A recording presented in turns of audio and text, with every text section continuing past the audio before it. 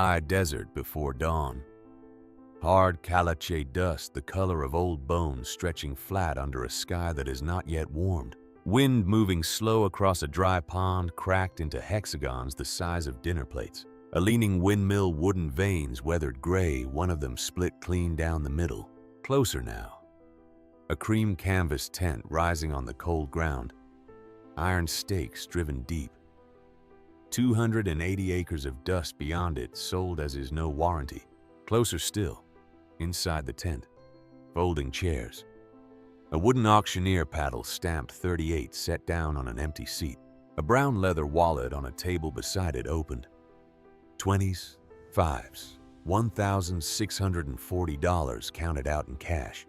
A worn manila folder, a pale green report, a small brass meter wrapped in red flannel. Somewhere outside the tent, a faded blue pickup truck pulls onto the gravel. The engine cuts. A boot hits the dust. Let me tell you about a cold blue Friday morning in the middle of October. 1986, at a ranch foreclosure auction in Lincoln County, New Mexico, about 23 miles east of the town of Carrizozo. If you have never seen one of these, picture this. You are standing on hard caliche dust the color of old bone. The high desert stretches flat in every direction, yucca and bunch grass, a few twisted juniper at the edge of the dry wash. To the west, the bare gray ridge of the Capitan foothills rising slow against a sky that has not yet warmed. There is a cream-colored canvas tent pitched right there on the property, the kind they haul out on a flatbed and stake down with iron pegs the size of railroad spikes. Inside the tent, 4 long rows of wooden folding chairs, a raised plywood platform at the front, an auctioneer podium with a microphone wired to 2 tiny speakers up on poles. The air smells like coal dust and diesel exhaust from the trucks parked outside, and burnt coffee from a 50-cup percolator sitting on a folding table by the door. It is the kind of morning where your breath comes out white and your hands stay deep in your coat pockets until the bidding starts. Because once it starts, you had better have a paddle ready. Now into that tent. Just before 7:30 in the morning on a Friday walked a 14-year-old boy named Wyatt Kessler. Everybody who knew him called him Wyatt. He had driven himself the 23 miles from his Aunt Edith's small white bungalow on the north side of Carrizozo in a 1972 Ford F-150 that had belonged to his grandfather, a faded blue work truck with a dented tailgate and a cracked windshield repaired with a strip of clear tape. He had a learner permit 4 months old and no adult riding with him to vouch for the fact that he had any business being there alone. In the inside pocket of his coat, folded into a brown leather wallet that had also belonged to his grandfather, he carried $1,640 in cash. Some of it was in 20s. Some of it was in 5s. All of it was money he had saved over 3 winters of working calving season on neighboring ranches, of cleaning out collapsed water wells, of repairing windmills with old men who could not climb the towers anymore. And tucked under his left arm in a worn manila folder bound shut with a brown rubber band, he carried a set of soil survey maps, a hydrology report bound in pale green cardstock, and a leather-covered field notebook, so worn at the edges that the cowhide had gone the color of dark honey. In a separate inside pocket of his coat, wrapped in a piece of old red flannel, he carried a small brass conductivity meter that had been made in 1949 by a precision instrument company in Cleveland, Ohio, that did not exist anymore. Behind him, walking slow and steady, the way she walked everywhere because of a knee that had never set right after a fall. In 1977, came his Aunt Edith Kessler. Edith was 45 years old that October. She was a widow. She had run the small feed and seed counter on the north end of Carrizozo for 9 years, ever since her husband Carl had died of a stroke in the spring of '77. She wore a wool coat the color of dried sage and a small silver pin in the shape of a wheat sheaf that had belonged to her mother. In her purse, in a flat brown envelope, she carried a notarized letter of guardianship signed at the Lincoln County Clerk office on the Tuesday before granting her the legal right to act as Wyatt's representative on any property purchase made that Friday morning. She had not wanted to come. She had wanted to drive. But Wyatt had asked her to ride in the truck behind his in her own pickup so that he could come into the tent first alone the way he wanted to. And Edith Kessler, who had raised a boy from the age of 12 after his father went into the ground, knew when to let a boy walk into a room by himself. So she pulled into the lot a few minutes after him, parked under a juniper at the back of the field, and walked up to the tent with the flat brown envelope tucked under her arm. Now here is what you need to understand about that auction tent that morning. There were 41 registered bidders inside it. Most of them were ranchers and cattle buyers out of Lincoln and Otero and Chavez counties. Men who had been working that stretch of high desert since before Eisenhower built the interstate. Weathered men, sun-lined faces. Resist-all cowboy hats with the brim shaped from 20 years of being pulled off and set on porch rails. They knew each other by the trucks they drove and the brands burned on their cattle, and the way their fathers had run the same dry land before them. And scattered along the back 2 rows of folding chairs, you had a different kind of buyer. Investor types out of Dallas and Lubbock and Midland. Men in their 40s in pressed dark blue Wranglers and crisp pearl snap Western shirts that had never seen a day of real work. New Lucchese boots without a scuff on them. Brand new felt Stetsons sitting on their heads, like they had been put there by a hat shop clerk 5 minutes ago. One of them had a brick-sized Motorola cellular telephone resting on the chair beside him. That man was 44 years old, broad in the shoulders with the kind of tan that came from a tanning bed instead of a fence line. His name was Beau Tatum. Beau Tatum was the regional acquisitions manager for Sandstone Land Holdings out of Dallas, Texas. Sandstone had bought up 47 distressed ranch parcels across eastern New Mexico in the previous 18 months. They held them for 9 to 14 months and resold them mostly to oil and gas exploration companies, sometimes to other land speculation firms in Houston and Tulsa. Beau wore an ostrich skin boot on his right foot, crossed over the knee of his left leg. He had a brown leather portfolio resting on his thigh, with the Sandstone logo stamped on it in gold. He was there to buy cheap and resell inside the year. In the second row, in a charcoal gray suit that fit him too well for a ranch auction, sat a man named Lyle Garrison. Lyle was 52 years old. He was the branch manager of First Lincoln Savings Bank in Carrizozo. 3 years earlier, in the spring of 1983, Lyle Garrison had personally denied a refinance application submitted by a rancher named Tom Kessler. 6 months after that denial, Tom Kessler had been killed when the front loader of his tractor came down on him during a hay lift on his own property. And 6 months after Tom Kessler died, the First Lincoln Savings Bank had foreclosed on the 420-acre Kessler farm and sold it at auction for 41 cents on the dollar. Tom Kessler was Wyatt Kessler's father. Lyle Garrison did not recognize the boy who walked into the tent that morning. Lyle Garrison did not remember the name of the rancher he had denied in 1983. To Lyle Garrison, that file had been closed for 34 months. But Wyatt Kessler remembered the name on the bottom of the denial letter. He had taken it out of his father's desk drawer the week after the funeral, and he had read it slow the way his grandfather had taught him to read everything important. And he had filed it away in the back of his head, where things did not get forgotten. To the left of Beau Tatum, in a chair angled just a little toward the aisle, sat a 58-year-old salvage land buyer out of Hobbs named Wendell Brody. Wendell wore a coat that had been good once 10 years back. He had a thick scar across the back of his right hand from a fence stretcher that had snapped in 1969. Wendell bought distressed parcels for the surface rights, fenced them off, and sold them in 5-acre pieces to people who wanted to put a trailer in the desert and call themselves landowners. He did not look up when Wyatt walked past him.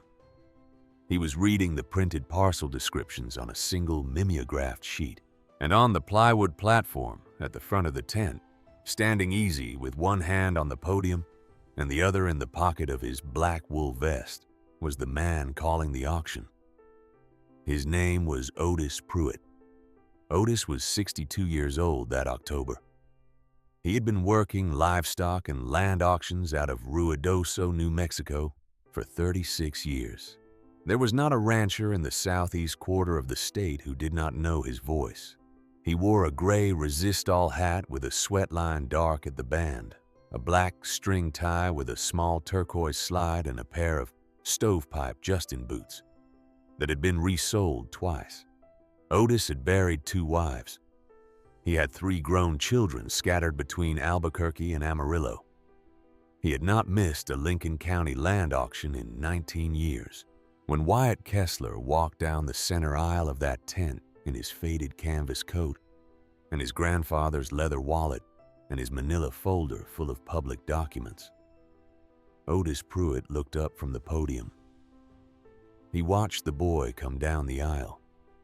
He watched him stop at the registration table, sign the register, in a small, careful hand take his paddle with the number 38 printed on it, and turn to find a seat. And Otis Pruitt turned to the registration clerk beside him, a woman of about 40 in a brown coat, and he said, quiet and without any meanness in his voice, that somebody's grandson had come to play rancher this morning. He said it the way a man says it about a child trying on his daddy's hat in front of a mirror. Amused, a little charmed, but certain. Because in Otis Pruitt's world in that tent, on that Friday morning in October of 1986, there was no other explanation for what he was seeing. 14-year-old boys did not come to bankruptcy auctions alone with leather wallets full of cash and coal-borrowed trucks. That simply was not a thing that happened in the high desert of New Mexico in the autumn of 1986. Most of the men in that tent, when they bothered to notice the boy at all, were thinking exactly the same thing. But here's the thing. Wyatt Kessler was not playing rancher. He was working. He took the folder from under his arm. He sat down in a chair on the second row from the back near the aisle where he could see both the platform and the open tent flap. He set the folder across his knees. He pulled out a Soil Conservation Service survey map of the Halverson Ranch parcels and unfolded it slow. Then he pulled out his grandfather's field notebook, opened it to a page marked with a strip of yellow ribbon, and laid it on top of the map. He did this without looking up. He did not look at the men in the tent.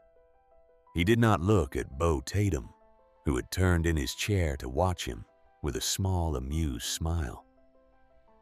He did not look at Otis Pruitt, who was still watching him from the platform. He did not look at his Aunt Edith, who had come into the tent behind him and taken a seat on the back row near the aisle. He looked at the map.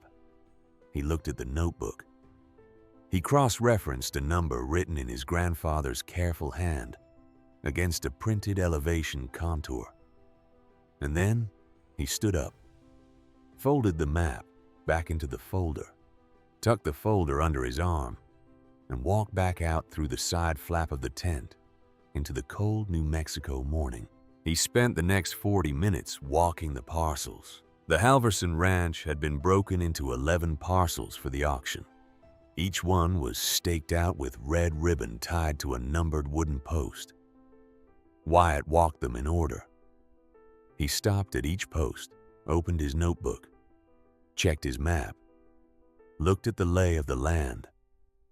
He did not look at the parcels with the standing grass or the working windmills.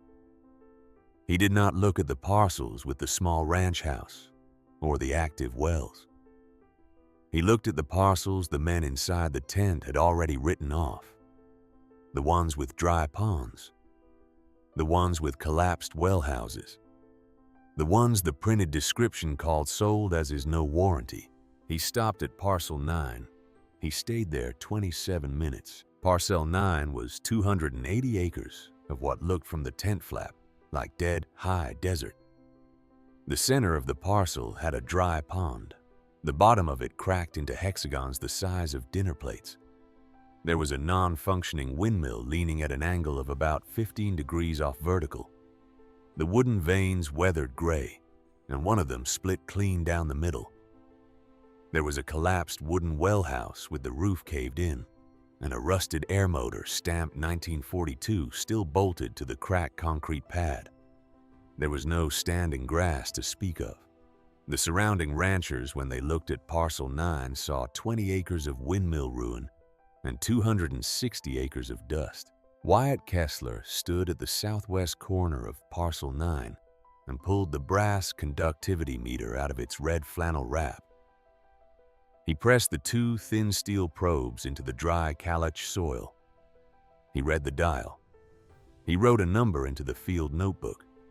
He moved 50 yards north and did it again. He moved 50 yards east and did it again. He took 11 readings on that parcel that morning. He cross-referenced each one against a hand-drawn diagram in his grandfather's notebook, dated September 1971. He walked back to the tent at 9:15 in the morning. Soil Conservation Service surveys were public documents compiled by the United States Department of Agriculture, starting in the 1930s to map soil composition, water tables, and erosion across American agricultural land. By the 1980s, hundreds of thousands of those surveys existed in regional archives. Most ranchers had never read the one covering their own property. The information was free available to any citizen who asked for it. United States Geological Survey open file reports were preliminary technical documents released to the public before final publication. They contained detailed scientific data on water resources, mineral deposits, and geological features across the country. Most of them were available free of charge at federal repository libraries. The men inside that tent had access to every document Wyatt Kessler was carrying. They had simply never thought to look. By 9:45, the sun had climbed high enough to throw thin yellow light through the open tent flap, and you could see the dust motes drifting in the shafts of it. The canvas walls had gone from cold gray to warm cream as the sun warmed them.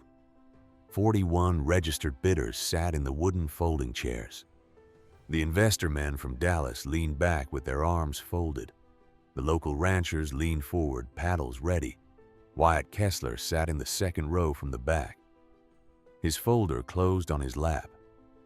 His paddle with the number 38 printed on it held loose at his side. His Aunt Edith Kessler sat 2 seats to his right, the flat brown envelope from the county clerk on her lap, her hands folded over it. Otis Pruitt climbed up onto the plywood platform at 9:46.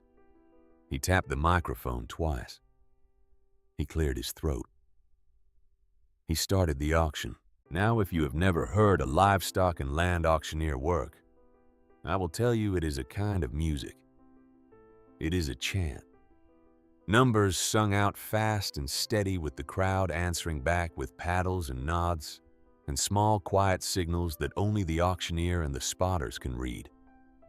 And on that Friday morning in Lincoln County with 41 bidders and 11 parcels to move before noon, Otis Pruitt meant to keep things moving. Parcel 1 went first, the ranch house and the home section, 60 acres with the buildings. Otis opened it at $1,200 an acre. It sold to a rancher out of Capitan for $900. Parcel 2, the south pasture with the working windmill, sold for $640 an acre to a man out of Tularosa. Parcels 3 and 4 sold to a cattle outfit out of Hondo. Parcel 5-2 of the larger sections at the back of the property went to Beau Tatum and Sandstone for $820 an acre, paying a little more than the locals wanted to pay. Parcel 6 went to a young rancher from over near Ancho. Parcel 7, the long, narrow strip along the dry wash, went to Sandstone again. Parcel 8 went to a man Wyatt did not recognize. Wyatt did not raise his paddle.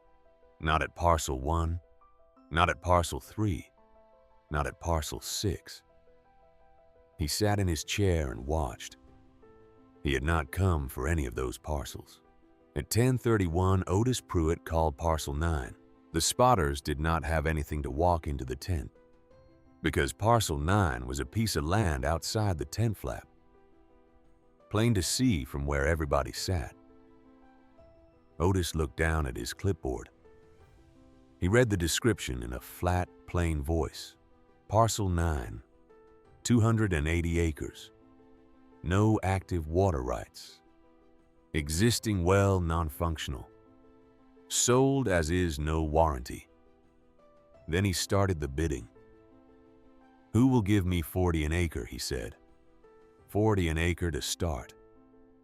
40. Silence. Not a paddle moved.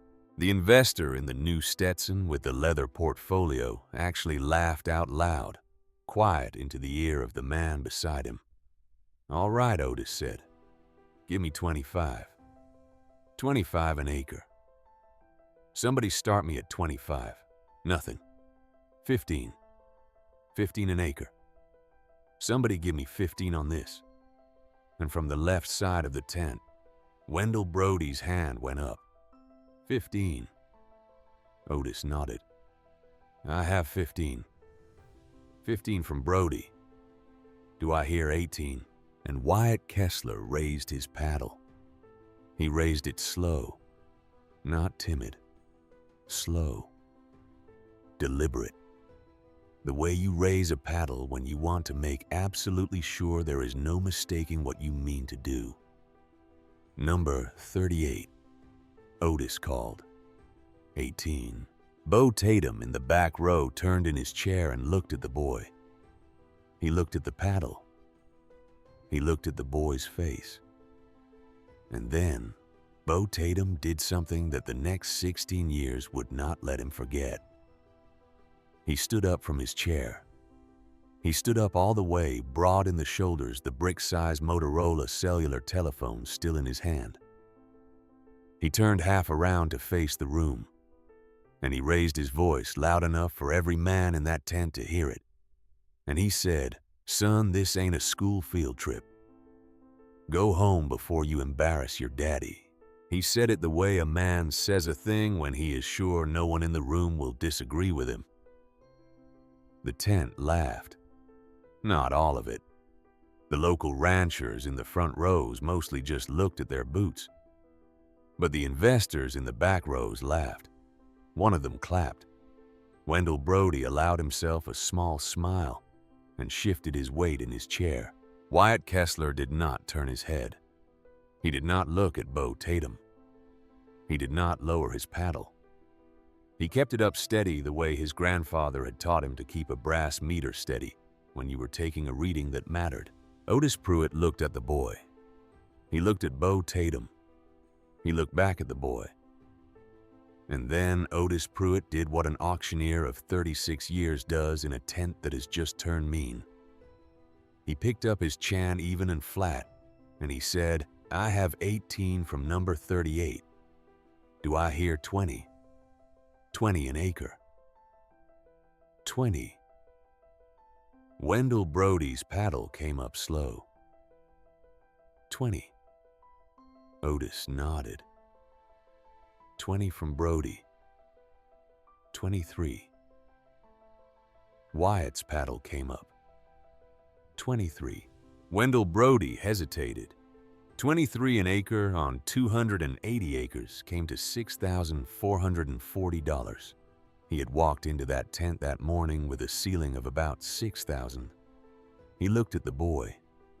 He looked at the parcel out beyond the tent flap, the dry pond, the leaning windmill, the cracked mud. He shook his head once small, and he set the paddle down on his knee.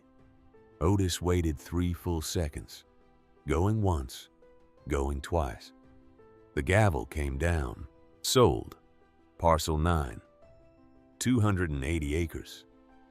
$23 an acre. $6,440. Bidder number 38. And just like that, Wyatt Kessler, 14 years old, alone in a faded canvas coat, in the back of a canvas tent, in the high desert of New Mexico, in the cold blue light of October, owned 280 acres of what every man in that tent believed was dust. He had $1,600 left in his grandfather's leather wallet. His Aunt Edith stood up beside him, walked with him to the side table, and signed the deed transfer paperwork as his legal guardian. Her hands steady, her face giving away nothing. She counted out the cash from a brown bank envelope she had carried in her purse. The clerk counted it back. Edith signed her name and the date. Then Wyatt signed his name in a small, careful hand. He took the receipt. He folded it once and put it in the inside pocket of his coat with the wallet. And he turned to walk back into the tent. Beau Tatum was waiting for him in the aisle. Beau Tatum was waiting for him with the small, amused smile still on his face. The Motorola brick down at his side, now his ostrich skin boots planted in the dust. He stepped half a foot into the aisle as Wyatt walked past him. He did not block the boy. He did not touch him.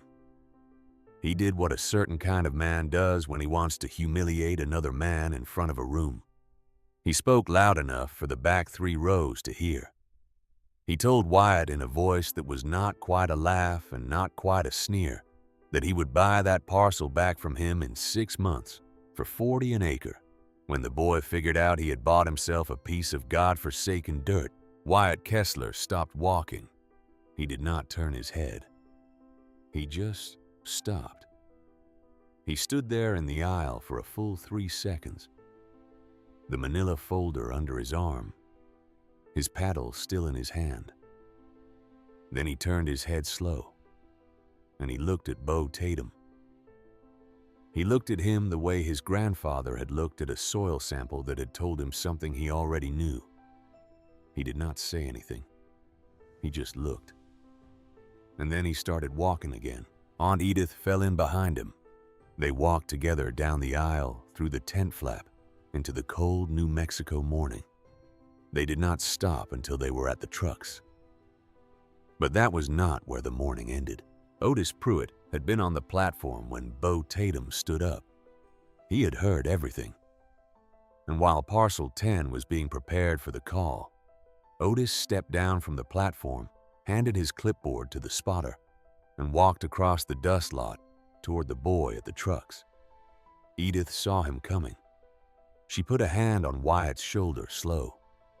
Otis Pruitt came across the lot in his black string tie and his stovepipe Justins, and he stopped a respectful distance from the boy, and he took his hat off. He held the hat against his chest. That was a thing Otis Pruitt did, around women, around grieving men, around boys who had been mocked in a room full of older men. He said quiet that he did not mean to step in where he was not wanted. But he had been in this business a long time, and he would hate to see the boy lose his money. He told Wyatt there was no water under that parcel. He said Halverson had pulled the windmill in 1971 because the well went dry. He said what the boy had bought himself, he was sorry to say, was 280 acres of dust. He said it gentle. There was no meanness in it. He was an old man warning a young one. And Wyatt Kessler looked up at him. He was maybe 5 feet 5 inches tall. Otis Pruitt was 6 feet 1. Wyatt was perfectly calm. He said, "Sir, it is not dust."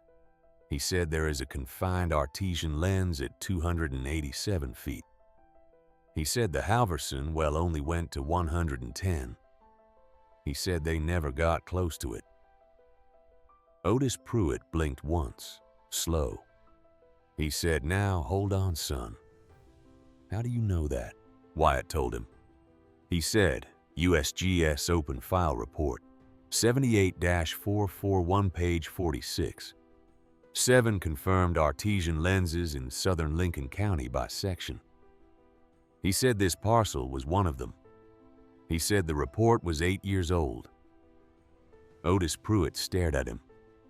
He said, "And what is it going to cost you to drill it?" Wyatt said, "Roy Vance drilling out of Tularosa would rotary drill to 300 feet for about $3,200. He said if the report was right, he would not even need a pump. Artesian pressure should push the water up on its own. Now I want you to picture this. The auction had moved on. Otis Pruitt's voice was no longer on the speakers. The spotter was calling Parcel 10 with a thinner, faster cadence. But 12 or 15 of the local ranchers had drifted out through the tent flap to see what Otis was saying to the boy at the trucks.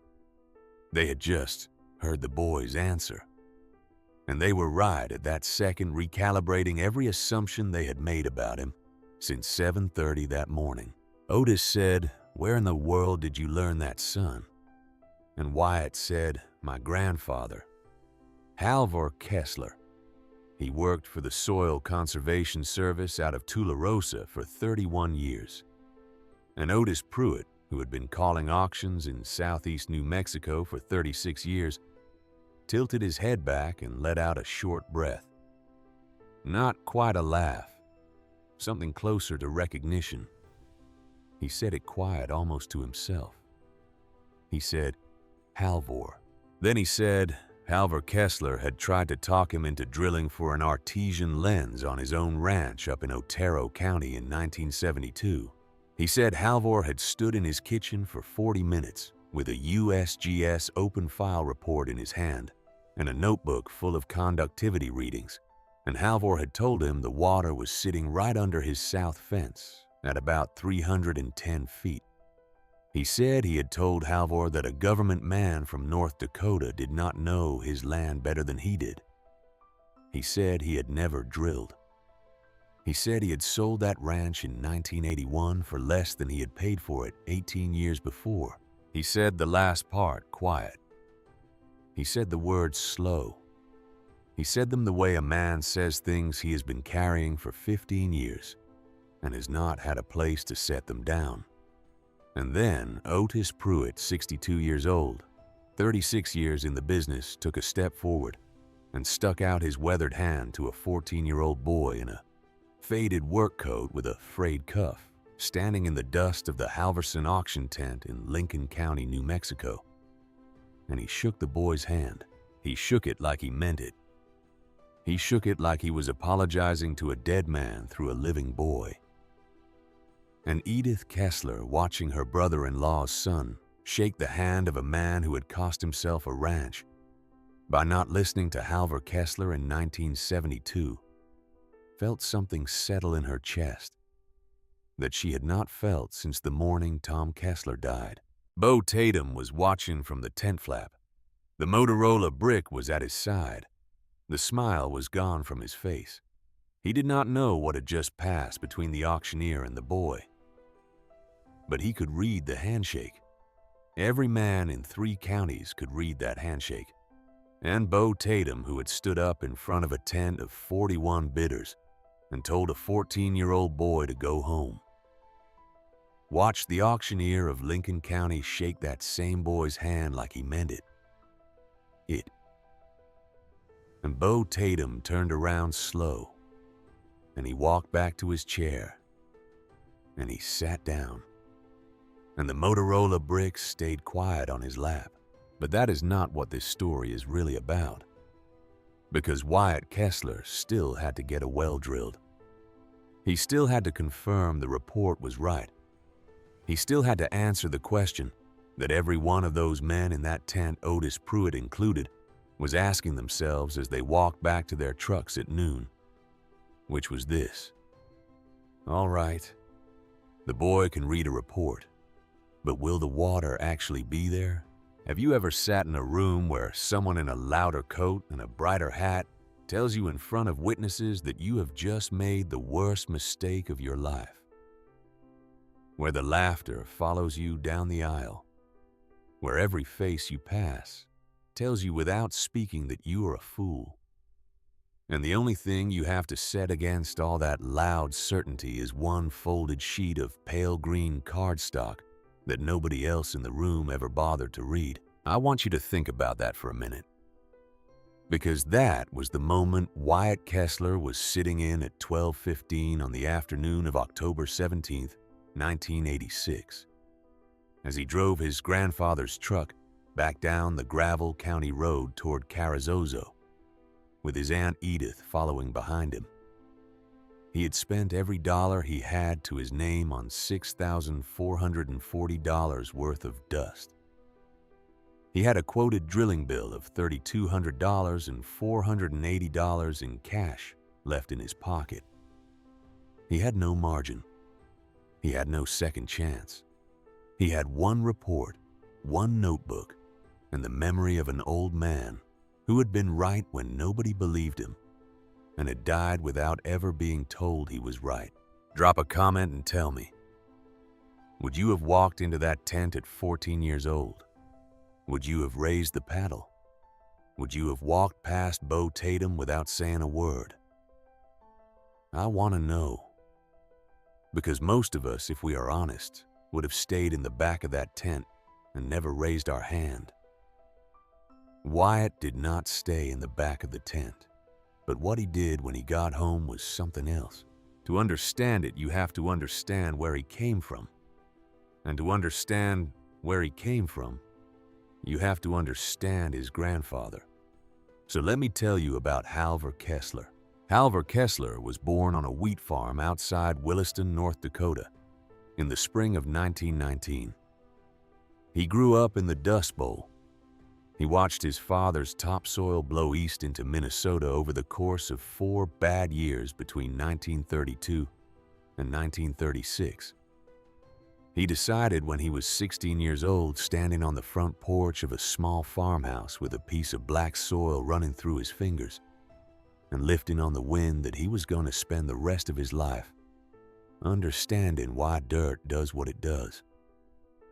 He told his father that. His father, a Lutheran wheat farmer who did not have words for that kind of decision, nodded once and went back into the kitchen. In the autumn of 1939, Halvor met a quiet young woman named Magda at a harvest dance in Crosby, North Dakota. She was the daughter of a Norwegian wheat farmer 30 miles north. They married in the spring of 1940. Their daughter Edith was born in the late summer of 1941. Halvor was drafted in the spring of 1942. He was 23 years old. He served 3 years in the United States Army Corps of Engineers in the European theater. He was at St. Lo. He was at the Hurtgen Forest. He was at the Battle of the Bulge with the 105th Engineer Combat Battalion, where his hands learned to work in the dark and the cold, building bridges across the Our and the sour rivers under German artillery fire. In the worst winter Europe had seen in 40 years. He took shrapnel in his left thigh outside of Bastogne on the 3rd of January 1945. He was sent home in June. Magda met him on the platform at the train station in Williston with their 4-year-old daughter on her hip. He went to college on the GI Bill. He graduated in 1948 with a bachelor's degree in soil science from North Dakota State. A month after graduation, he loaded everything he owned, his wife and his 7-year-old daughter, and a 1946 Chevrolet sedan packed to the windows and drove south to take a position with the United States Soil Conservation Service in the regional office at Tularosa, New Mexico. Their son, Tom, was born in Tularosa the following spring in 1949. Halvor came to a country he did not know. High desert, hard alkaline soil, aquifers he had never studied in a North Dakota classroom. And he came to a country that did not particularly want him there. The ranchers in Lincoln and Otero and Chavez counties had been working that land for 3 generations, and they did not believe a 29-year-old government man from North Dakota had anything to teach them about it. He would pull up at a ranch gate in a green government pickup, and the rancher would lean on the fence and listen for about 12 seconds. And then he would say, "Government man does not know dirt." And Halvor would drive home in the dust and sit at his kitchen table in his small rented house on the north edge of Tularosa and start over the next morning. And here is what he did with that. He did not quit. He did not go back to North Dakota. What he did was start keeping his own records. Every property he surveyed for the Soil Conservation Service, he kept a copy of the report. Every USGS open file report that came across his desk, he made a duplicate and filed it. Every well log, every aquifer map, every groundwater observation journal published by the state of New Mexico. Between 1948 and his retirement in 1979, he kept. By the time he retired at the age of 60 after 31 years of service, he had a leather-bound cedar trunk in the back room of his small ranch house north of Carrizozo that contained 4 decades of hydrology and soil science, covering every section of land within 100 miles of his front door. Nobody else in 3 counties had anything like it. The cedar trunk weighed 240 pounds. His son Tom helped him move it twice. His grandson Wyatt would help him move it a 3rd time in the summer of 1982, 8 months before Tom Kessler died. Halvor and Magda had 2 children. The older Edith, born 1941, grew up in 2 countries, North Dakota until she was 7, and then New Mexico. And she married a quiet man named Carl Henley, who worked for the county road department. Carl died of a stroke in the spring of 1977. They had no children of their own. The younger Tom, born 1949 in Tularosa, grew up wanting nothing more than to run a small cattle operation on 420 acres of his own land. Tom got that land in 1971. He worked it for 12 years. He died on it.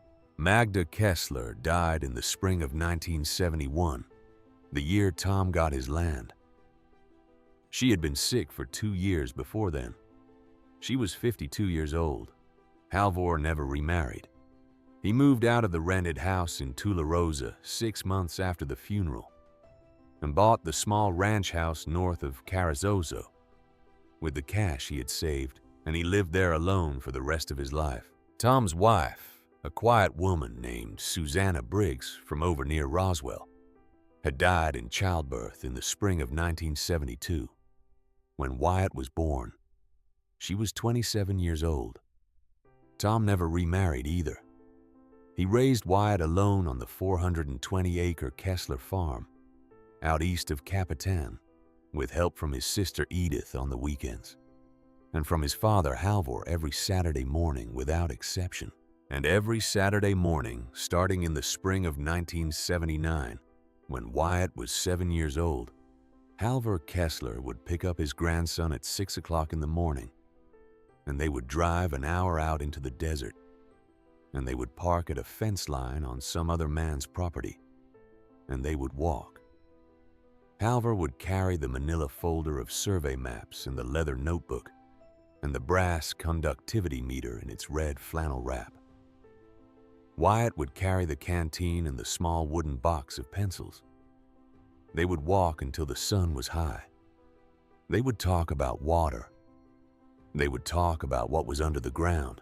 And by the time Wyatt was 12 in the spring of 1984, he could look at a stretch of bunch grass and tell you whether the water table beneath it had dropped in the last 20 years. By that summer, he could take a USGS open file report, cross-reference it against a Soil Conservation Service survey, and find anomalies that even his grandfather, after 36 years, had to lean over the kitchen table and squint at. Then, in February of 1985, on a Tuesday morning, Halvor Kessler had a heart attack in the shop behind his small ranch house. He was 65 years old. He died with a brass conductivity meter in his shirt pocket and a USGS open file report on the workbench in front of him. Wyatt was 12 years old. The funeral was small.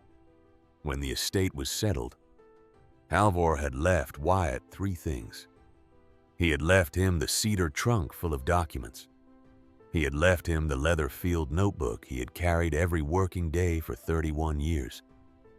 And he had left him the brass conductivity meter in its red flannel wrap in its small, worn felt case, made in Cleveland, Ohio in 1949.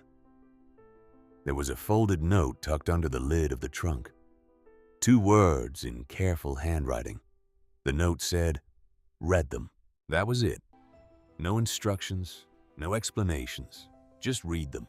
That is exactly what Wyatt did for the next 18 months, in the small back bedroom of his Aunt Edith's bungalow on the north side of Carrizozo, where the family had moved in the autumn of 1984, after the First Lincoln Savings Bank had foreclosed on the 420-acre Kessler farm and sold it at auction for 41 cents on the dollar. He read those documents. He read them at night by the light of a gooseneck desk lamp. He read them on Sunday afternoons. He read them while his classmates were watching television and shooting hoops in driveways.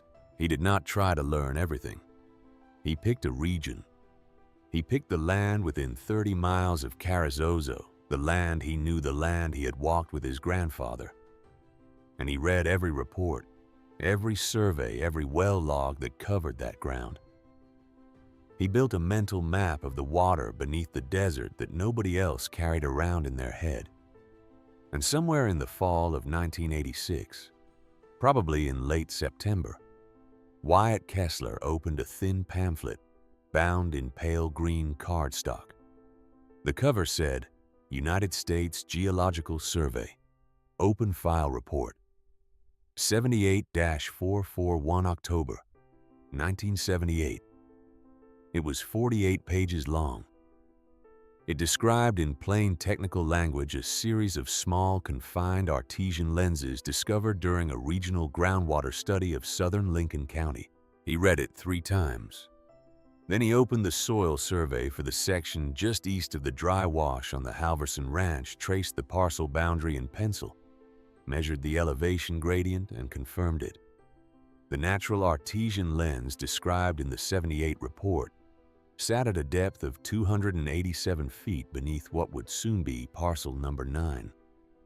And the existing well on the Halverson Ranch, drilled in 1958, had been drilled to 110 feet. They had never even come close. 3 weeks later, on a cold Tuesday morning in the middle of October, Wyatt Kessler walked into the small front room of his Aunt Edith's bungalow on the north side of Carrizozo and sat down across from her at the kitchen table. Edith was 45 years old. She had been raising Wyatt for 2 years and 3 months. She had not asked him much about what he did at night in the back bedroom with the gooseneck lamp.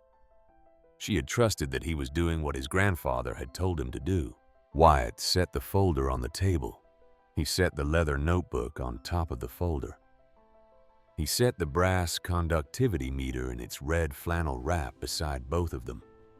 And he told her in a steady voice that had not yet finished breaking what he had found and what he meant to do about it.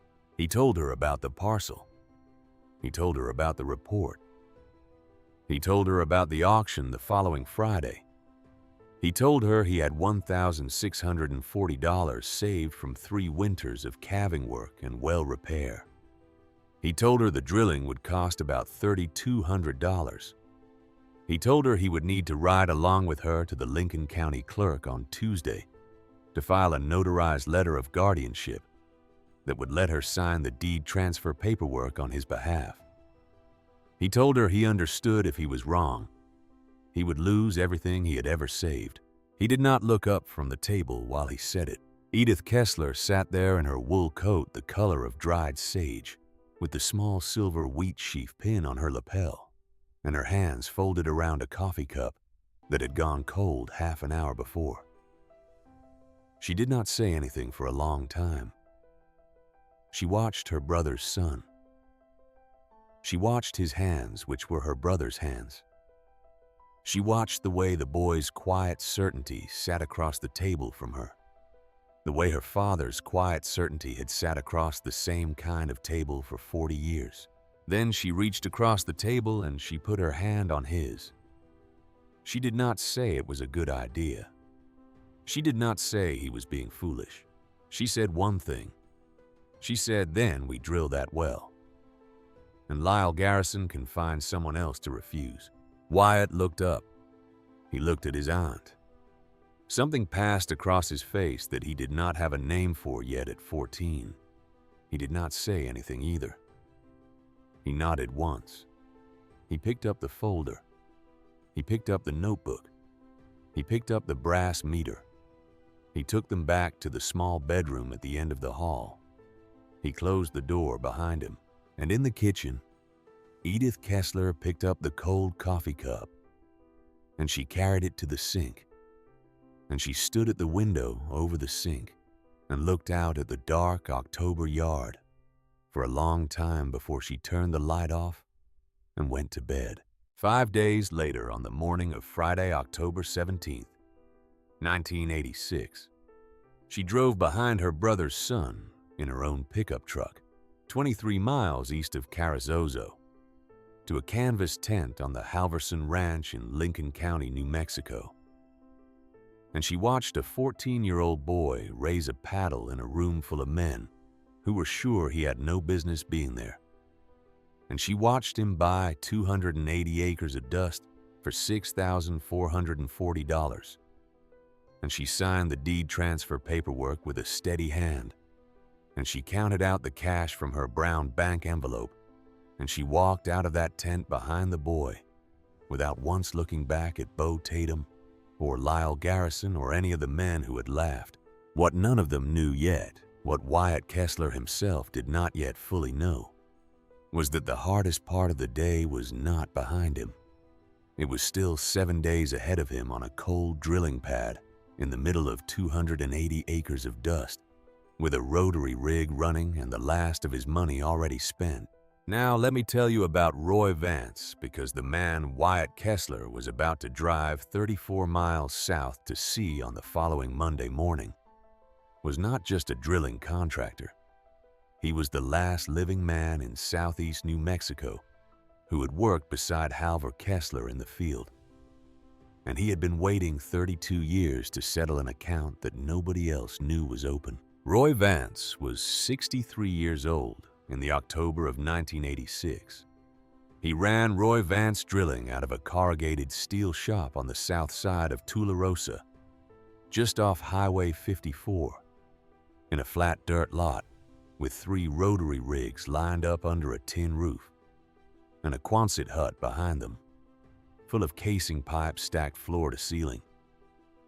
He was a short, stocky man with arms thick as fence posts and hands so scarred from 40 years of pulling drill pipe that the skin on his knuckles did not bend like the skin on a normal man's knuckles. He had a Marine Corps tattoo on his left forearm, faded to the color of bruised sky, that said, "1st Marine Division," and the word Inchon underneath it. He had walked off the troop ship at Pusan in September of 1950 as a 27-year-old corporal and walked back on at Hungnam 13 weeks later, having lost 41 pounds and most of 2 toes on his left foot to frostbite in the retreat from the Chosin Reservoir. When he came home in the spring of 1952, he came home to a country that did not particularly want to hear about Korea. He took a job with a drilling outfit out of Roswell because his cousin worked there, and because the work was outside, and the foreman did not ask questions. In the summer of 1953, he met a soil scientist from the United States Soil Conservation Service who had come to the rig in a green government pickup to take samples from the cuttings pile. That soil scientist was Halver Kessler. And in May of 1954, when Roy Vance had been trying for 6 months to scrape together enough money to buy his own first rotary rig, and the bank in Roswell had turned him down for the 3rd time because he had nothing to put against the loan, Halver Kessler had pulled an envelope out of his jacket pocket and handed it to him at a roadside diner outside Hondo. The envelope contained $200 in cash Halver had said exactly 4 words. He had said, "Pay me back sometime." He had said it the way one combat veteran spoke to another in those years, which was to say he had not said it like a loan at all. He had said it like an arrangement between 2 men who had both seen what cold can do to a country, and to the men in it. Roy Vance bought his first rig with that $200 and $740 more that he had saved. He paid Halvor back $40 at a time over the next 4 years. The last payment of $20 he handed Halvor across a fence post on a survey site in Otero County in the summer of 1958. Halvor took the bill, folded it once, put it in his shirt pocket, and said nothing. But Roy Vance had carried that fence post handshake in his head for 28 years. On the Monday morning after the auction, Wyatt Kessler drove his grandfather's blue Ford F-150 south on Highway 54, past the lava beds at Carrizozo, past the small towns of Three Rivers and Tularosa, and pulled into the dirt lot of Roy Vance Drilling at 20 minutes past 9 in the morning. His Aunt Edith had taken the day off from the feed counter and ridden along beside him. She did not go inside with him. She sat in the passenger seat of her own pickup, which she had driven behind him the whole way down, and she opened a thermos of coffee and waited. Wyatt walked across the lot with his manila folder under his arm. He went in through the side door of the shop. Roy Vance was at a metal desk in the back office wearing a green coverall with the name Roy stitched in red over the left chest pocket, drinking coffee out of a tin cup and reading a logbook.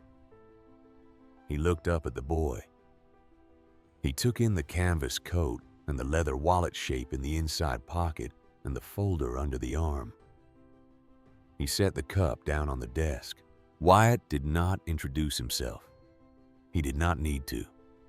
In a town of 3,000 people, 34 miles south of Carrizozo, everybody had heard about the boy at the Halverson auction by Sunday afternoon. Roy Vance had heard about it at the coffee counter at the truck stop on Saturday morning, and he had set his coffee cup down very carefully when he heard the boy's last name. Wyatt set the folder on Roy's desk. He sat down in the metal chair across from him. He pulled out the soil survey, the USGS Open File Report, 78-441. His grandfather's leather field notebook open to the page, with the cross-referenced calculations dated September 1971, and the deed transfer paperwork for Parcel 9 of the Halverson Ranch. He laid them out in order from left to right, the way Halver had taught him to lay out a survey on a kitchen table. He did not say anything. He just sat there. Roy Vance read each document. He read the report first. He read the notebook second. He read the deed last. He read in complete silence for 22 minutes. He did not look up. He did not make any sounds. The only thing in the room was the tick of an old wind-up clock on the wall, and the muffled clank of one of his men dropping a length of casing pipe in the yard outside. When he was finished, Roy Vance looked up at the boy across the desk. His eyes were a pale gray that had been pale gray since 1950. He said, "Quiet, son, I knew Halver." Wyatt said, "Yes, sir. He is the one taught me how to read these." Roy Vance looked at the boy for another long count of seconds. He looked at the manila folder. He looked at the brass conductivity meter that Wyatt had set on the corner of the desk, still in its red flannel wrap, the small worn felt case beside it. He looked at the way the boy held himself in the chair. He said, "When do you want me to drill?" Wyatt told him he had $480 in cash and could not pay the full $3,200 up front. He told Roy that if Roy would carry the balance, Wyatt would sign over 12% of the surface water rights from the well for the first 5 years to cover the difference. Roy Vance shook his head slow. Once, he said, "Son, I am not gonna take 12% of anything from Halver Kessler's grandson." He said he had owed Halver a debt since 1954 that Halver had never collected on, and he meant to collect it on himself by drilling that well at cost, and not a dollar more. And if the Artesian came in the way the report said it would, the boy would pay him back the $3,200 at $50 a month for as long as it took, and there would be no interest and there would be no surface rights changing hands, and that was the end of the arrangement. Wyatt looked at him. He did not say anything for a moment. Then he said, "Sir, thank you." Roy Vance said, "Do not thank me. Thank your grandfather. We will start Thursday morning at first light." They drilled on Thursday. Roy Vance brought the rotary rig out across the cracked mud of the dry pond and set up about 40 yards from the collapsed well house. He brought 2 men with him, a 30-year-old derrickman named Cleve and a 44-year-old mud engineer named Hollis, both of them men who had worked for Roy for over a decade. He brought a Mack truck loaded with 300 feet of 6-inch casing pipe, a mud pump, a generator, 200 gallons of water in a tank for the drilling mud, and a small camp trailer he intended to park beside the rig for the duration of the job. He intended the duration to be 2 days. It was going to take 5. Thursday morning, the sun came up cold over the Capitan foothills at 6:47. The first bit went into the ground at 7:04. The cuttings came up sandy loam to about 30 feet. Then a layer of caliche hardpan from 30 to 80 feet that the bit had to grind through slow. They were at 140 feet by the time the sun was overhead. Wyatt stood beside the rig in his canvas coat with his hands in his pockets. He did not say much. He watched the cuttings pile grow. He took conductivity readings of the soil samples Hollis pulled out at every 20 feet and wrote them in his grandfather's notebook in pencil, the same way Halver had written conductivity readings in the same notebook for 31 years. By Thursday evening, they were at 220 feet. The soil had changed from caliche to a dense, sandy clay that was harder to drill than Roy had expected. Roy shut the rig down at 5:30 when the lights started to go. He looked at Wyatt across the cuttings pile and he said, "Son, the report says blue clay at 260. We will hit that tomorrow and the Artesian layer is right under it. We are on schedule." Wyatt nodded. He drove his grandfather's truck back to Carrizozo for the night. His Aunt Edith was waiting up for him with a pot of beef stew on the stove and a cast-iron skillet of cornbread cooling on the counter. They did not talk much over dinner. Wyatt washed the dishes. Edith dried them. He went to bed at 9 and was up again at 4:30 in the morning. He drove back out to the rig in the dark. The trouble started on Friday morning at 10:12. They had drilled from 220 feet down to 218 feet. A few minutes after 10, when the rotary table gave a sudden hard kick and the drill string shuddered the way a fishing line shudders when something underneath has taken hold of the hook, Roy Vance was at the controls. He shut the rotary off immediately. He let the string sit. He had Hollis pull the bit slow, hand over hand, watching the line of the cable for the angle. The bit came up with 2 of its 3 cones sheared clean off. The 3rd cone was cracked across the carbide buttons.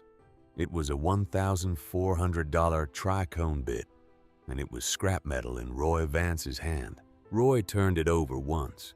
He looked at the carbide buttons. He looked at the cuttings pile where the last 15 minutes of drilling had thrown up small shards of something dark and gray that was not sandy clay.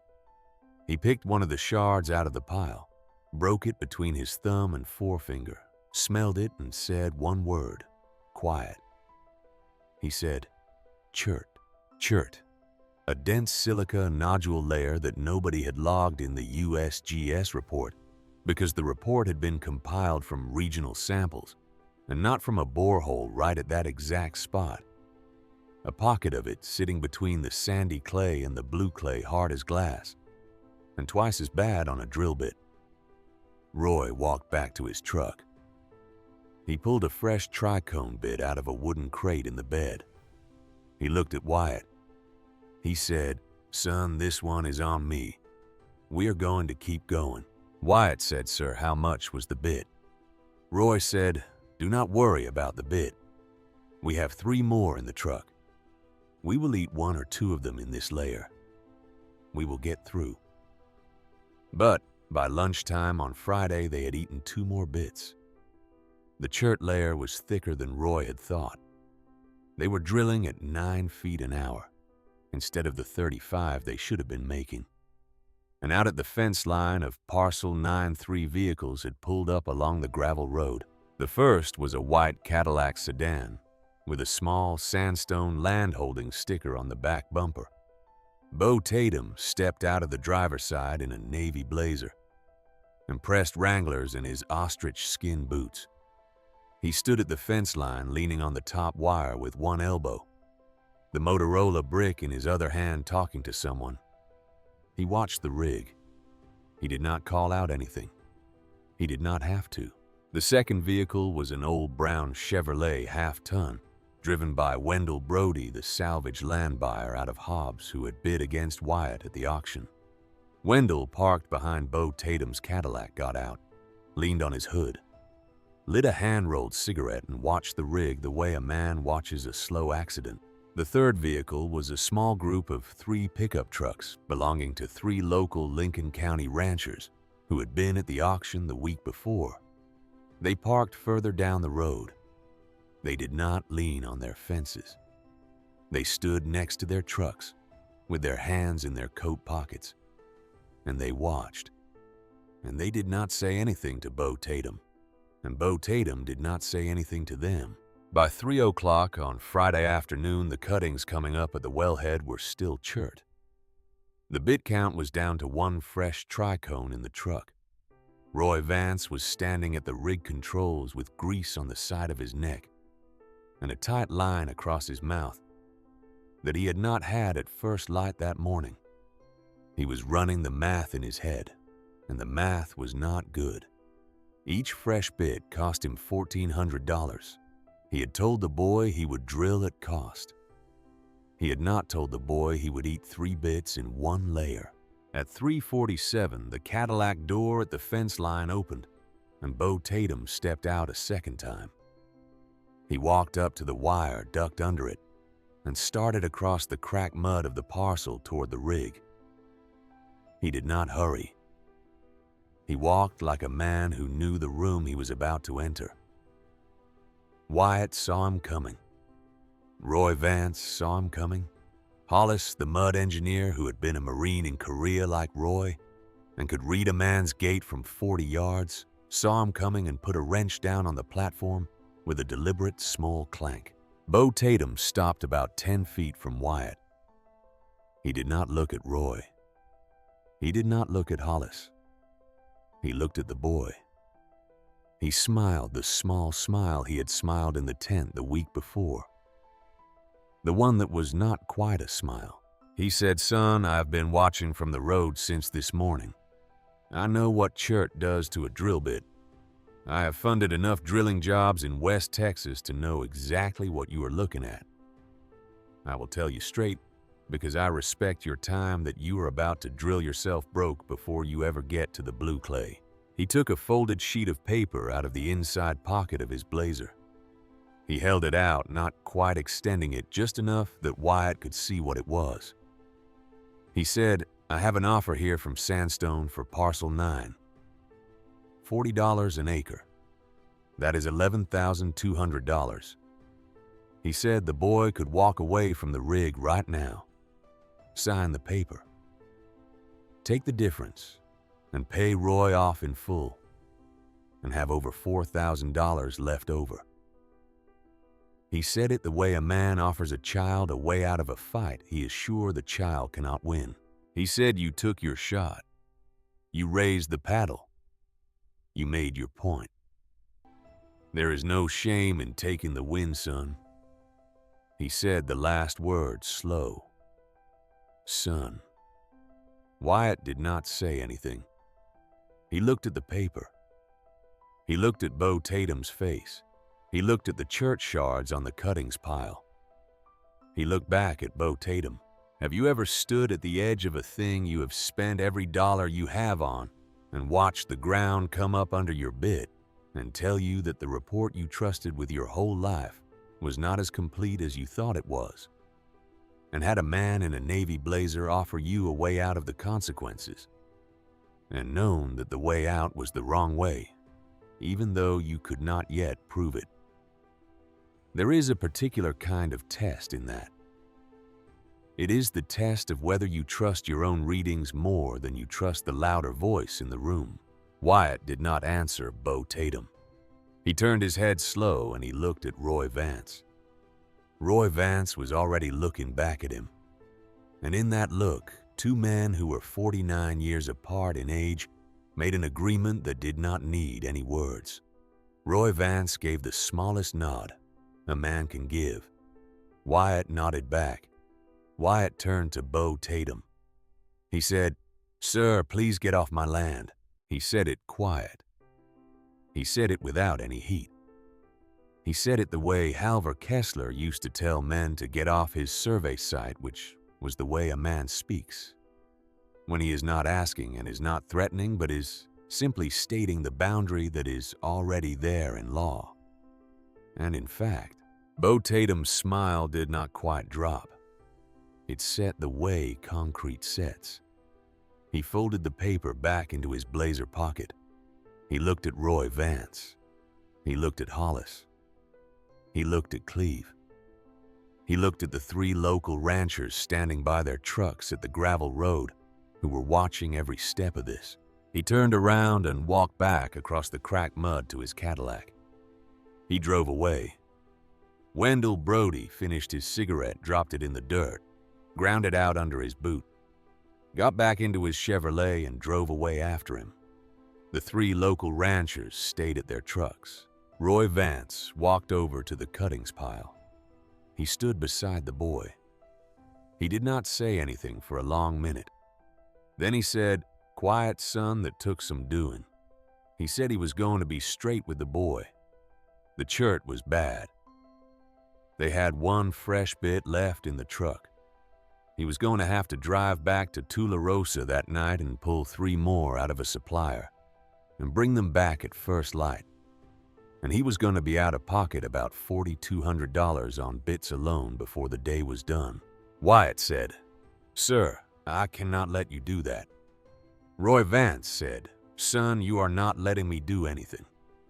Then he said, quiet almost to himself, he said, "Your grandfather put $200 into my hand in 1954, when nobody else in this state would loan me 20. He said, Halver never told me what he expected back. He said he meant to find out today." Wyatt did not know what to say to that. He stood beside the cuttings pile and watched Roy Vance walk back to the truck.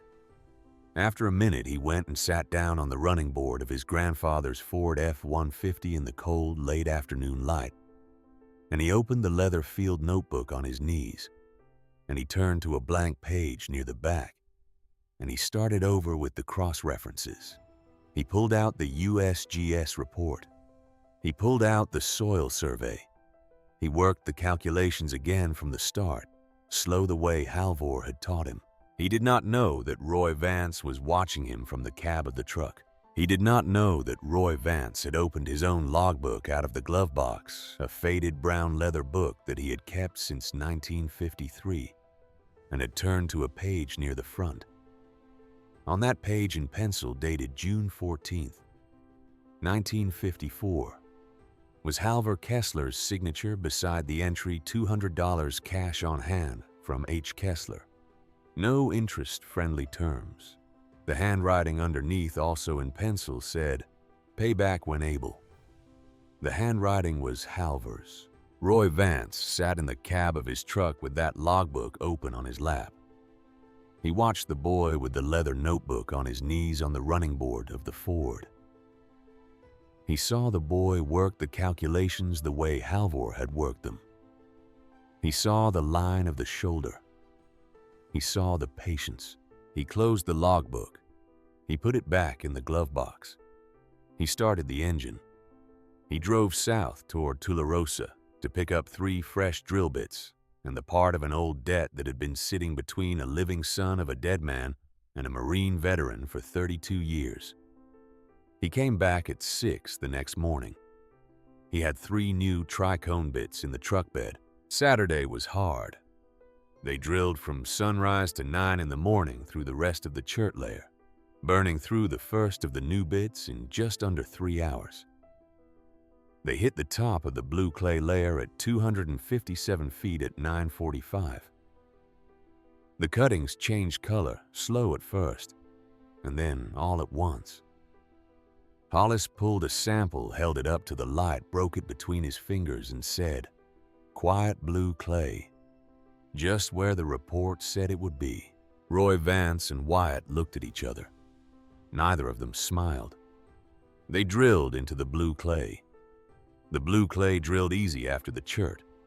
They made 20 feet of progress in the first hour. They were at 277 feet by 11:30 in the morning, 10 feet shy of where the USGS report said the Artesian lens started. And then at 279 feet, the bit hit something that was not blue clay. The drill string shuddered again, but smaller this time, more like a hesitation. Then a kick. Roy throttled back, let the bit work, let it ease forward. The cuttings coming up changed from blue clay to something gray and fine, almost a silt. Roy shut the rotary off. He climbed off the platform and walked over to the cuttings pile. He took a handful of the gray silt, rubbed it between his palms, smelled it, tasted a grain on the tip of his tongue. He looked up at Wyatt. He said, "Son, this is not what the report described. This is a hard pan transitional layer. I have seen this in 2 other wells in southern Lincoln County, and both times it sat right above an Artesian zone. But the depth here is wrong. The report said 287. We are at 279. The lens should not be this high." A crowd had gathered along the gravel road by then. Word had spread through Carrizozo and out across the surrounding ranches that something was happening at the old Halverson place. There were now 11 vehicles parked along the fence line. Otis Pruitt was there in his black wool vest and his stovepipe Justins, watching from the hood of his pickup with his hat in his hands. 3 of the local ranchers from the auction were there. Edith Kessler was there, leaning against the door of her own truck. Her arms folded, the wool coat the color of dried sage, buttoned up to her throat. Pastor Ralph Holcomb from the First Methodist Church in Carrizozo was there, 65 years old, and the man who had baptized Wyatt in the summer of 1972, standing quiet with his hands clasped in front of him. And about 40 yards behind Otis Pruitt's truck, Beau Tatum's white Cadillac was back. He had not gotten out. He was watching from inside the cab. The window was down 2 inches. The brick Motorola was on the passenger seat. Roy Vance stood by the cuttings pile with the gray silt running through his fingers. He said, "Quiet, son, we are at a decision point." He said the report said 287. He said his own field experience said the lens could be right under their feet at 279, or it could be another 15 feet down, or it could not be there at all, and the silt could just be a transitional pocket. He said he would drill another 6 feet on the boy's word. He said, "Your call." Wyatt did not answer right away. He walked over to the cuttings pile. He took a handful of the gray silt the way Roy had. He rolled it between his thumb and forefinger. He smelled it. He walked back to his grandfather's truck. He opened the cab door. He pulled the brass conductivity meter out of its red flannel wrap on the passenger seat. He carried it back to the cuttings pile. He pressed the 2 thin steel probes into a damp clump of the gray silt that had come up in the last cuttings. He read the dial. He read it again. He set the meter down on the edge of the cuttings pile. He pulled the leather field notebook out of his coat pocket. He flipped through it past pages and pages of his grandfather's careful pencil notes. He stopped on a page dated October 9th, 1971. Halvor's handwriting at the top of the page said, Lincoln County South reading. There was a list of conductivity values measured by Halvor at a survey site near the dry wash on the Halverson Ranch in 1971. The values for the silt sample at the top of an Artesian transitional layer on that day were almost exactly the values Wyatt was reading on his meter at that moment in 1986. Halvor had also written something in pencil at the bottom of that page in 1971. He had written transitional layer depth varies plus or minus 8 feet from USGS map predictions across this county. Wyatt closed the notebook. He looked at Roy Vance. He said, Sir, my grandfather noted in 1971 that the depth in this section can vary plus or minus 8 feet from the USGS prediction. He said drill another 10 feet. Roy Vance nodded once. He climbed back onto the platform. He started the rotary. The drill bit went down past 280 feet. The crowd at the fence line did not move. Beau Tatum's Cadillac did not move. Edith Kessler did not move from where she stood against her truck. 281 feet. 283. 285. 287 feet, and the drill bit broke through. The sound it made was small.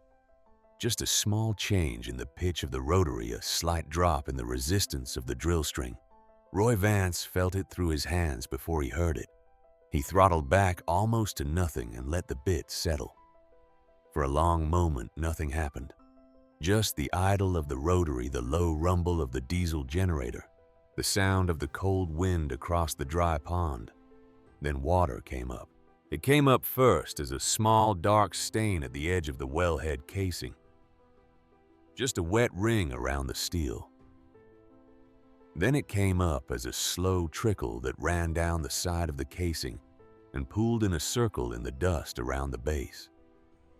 Then it came up as a steady stream that climbed the inside of the casing and reached the top and spilled over the lip and ran out across the cracked mud of the dry pond in a thin sheet that the dry pond, which had not held water in 15 years, began to drink. It came up clear. It came up cold. It came up under its own pressure. No pump, no priming the way an Artesian aquifer comes up when a man drills through the impermeable layer that has been holding it down for 10,000 years. 15 gallons a minute. Roy Vance throttled the rotary all the way off.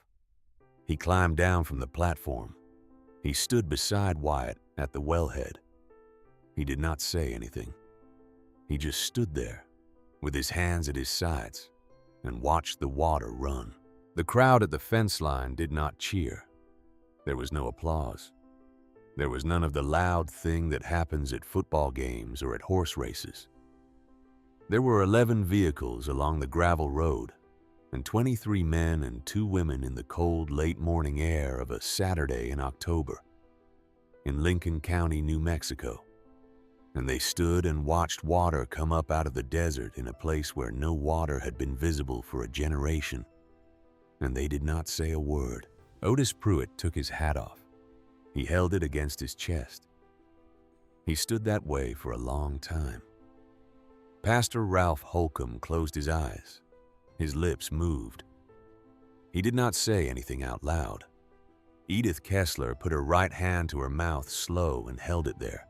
And in the white Cadillac 40 yards back, Beau Tatum sat with both hands on the steering wheel and watched water come up out of 280 acres of dust that he had stood up in a tent and called God forsaken 7 days before. He sat that way for about 90 seconds. Then he started the engine. He put the Cadillac in gear. He turned around in the gravel, and he drove away slow west along the county road toward the lava beds at Carrizozo. He did not come back to Parcel 9. Not that day. Not the next month. Not the next year. Wyatt Kessler stood beside the wellhead in his canvas coat, with his hands at his sides. He did not say anything for a long minute. Then he reached into the inside pocket of his coat. He pulled out the small, worn felt case. He opened it. He took out the brass conductivity meter that had been made in Cleveland, Ohio in 1949. He held it in his right hand. He did not measure anything with it. He just held it. Roy Vance, standing beside him, saw the meter in the boy's hand. He looked at the meter. He looked at the boy. He said, "Quiet, your grandfather would have liked to see this, son." Wyatt said, "Yes, sir." He would have. That afternoon, after the drill rig had been shut down for the day, and the wellhead capped temporarily with a manifold valve to control the flow, Edith Kessler drove back to Carrizozo in her own truck. Wyatt drove behind her. They did not talk on the way home. When they got back to the bungalow on the north side of town, Edith made a pot of coffee. She set 2 cups on the kitchen table. She and Wyatt sat across from each other and drank the coffee. She said, "Your grandfather always said the water doesn't disappear. It just goes somewhere else." Wyatt said, "Yes, ma'am." She said your father would have been proud. Wyatt did not say anything to that. He drank his coffee. He held the cup with both hands. After a while, he said, "Aunt Edith, do you think he knew? Do you think Granddad knew the lens was there when he was sitting at that kitchen table in 1971 making those notes?" Edith Kessler thought about it for a long moment. She said, "Your grandfather knew the lens was there. He just did not know which one of us would be the one to drill it." That night, after Wyatt had gone to bed in the small back bedroom with the gooseneck lamp, Edith Kessler sat at the kitchen table by herself for a long time. She did not cry. The Kessler women did not cry easily. She thought about her brother Tom, who had lifted hay bales on a working tractor and had been killed by his own front loader in the spring of 1983, and who had never seen his son become anything but a quiet 12-year-old boy who could read a soil survey. She thought about her father Halver, who had walked his fence lines with a brass meter in his pocket for 40 years and had died in his shop with a USGS report on his workbench. She thought about her mother Magda, who had been in the ground in the small cemetery on the south edge of Tularosa for 15 years. She thought about Susanna Briggs Kessler, her brother's young wife, who had died in childbirth in the spring of 1972 and was buried in the small cemetery behind the First Methodist Church in Carrizozo, next to a single small stone that said, "Beloved wife and mother." She thought about Lyle Garrison, the branch manager of First Lincoln Savings Bank, who had denied her brother's refinance application in the spring of 1983 with a single typed line at the bottom of a form letter, and whose signature was still in a folder in the bottom drawer of her bedroom dresser. She had taken that folder out of Tom's desk the day after the funeral and had carried it home and had not opened it again in 3 years. She got up from the kitchen table. She walked back to her bedroom. She opened the bottom drawer of the dresser. She pulled out the folder. She set it on the bed and she looked at it for a long time. Then she put it back in the drawer. She went to bed. She slept 5 hours.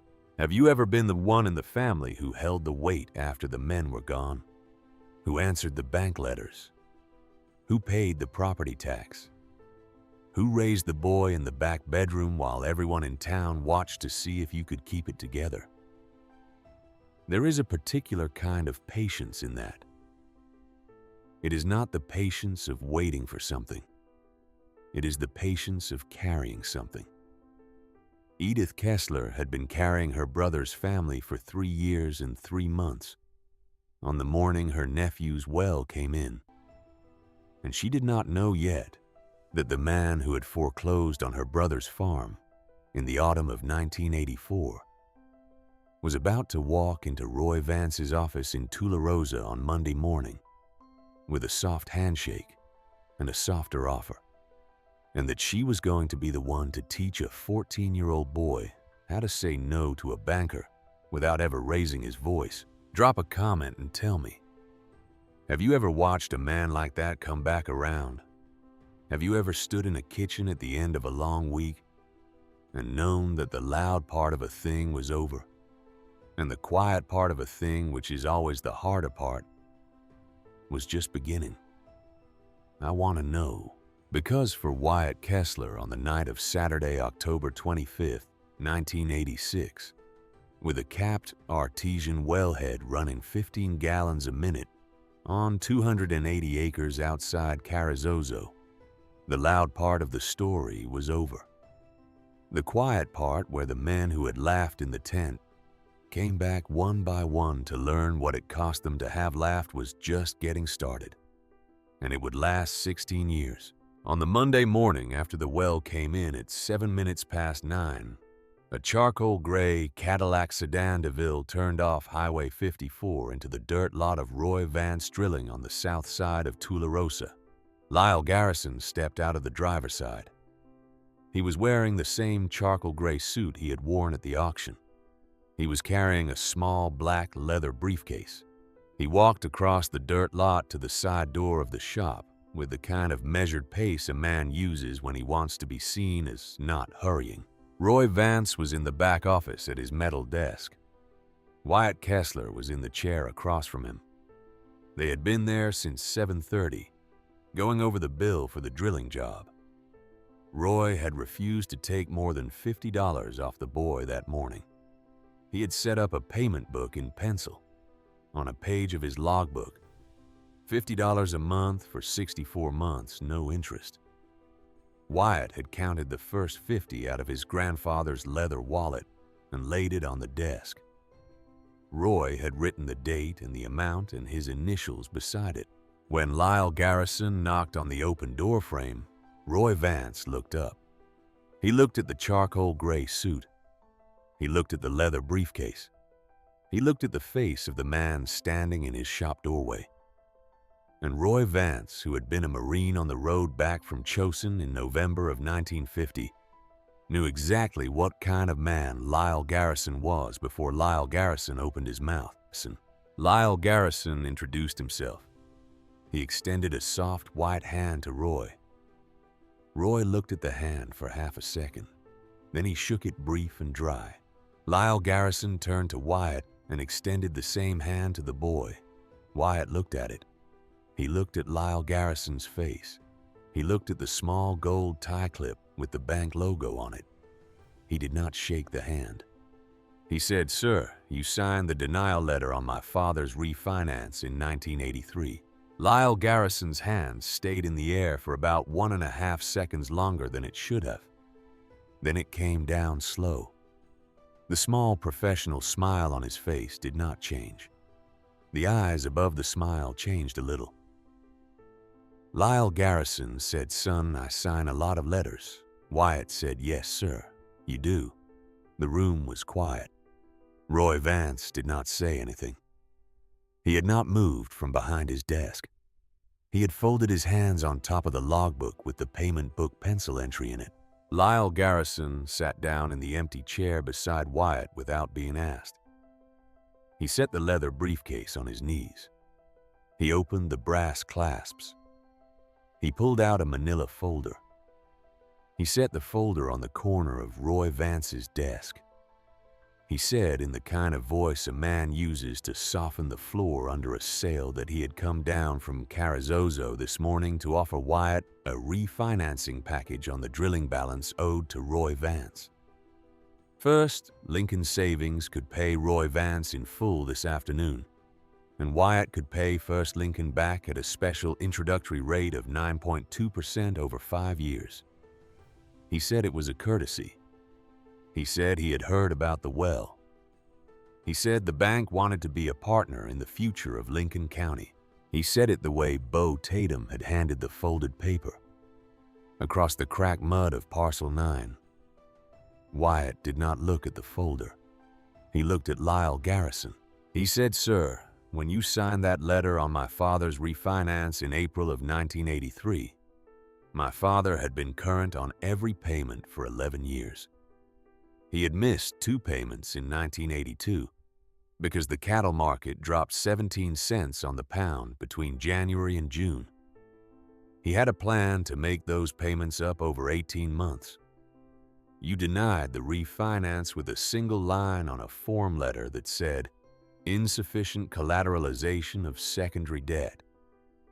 3 months later, my mother had been dead for 11 years, and my father was dead on his own front loader, and your bank took 420 acres at 41 cents on the dollar and sold them to a man out of El Paso who has not run a single head of cattle on them in 37 months.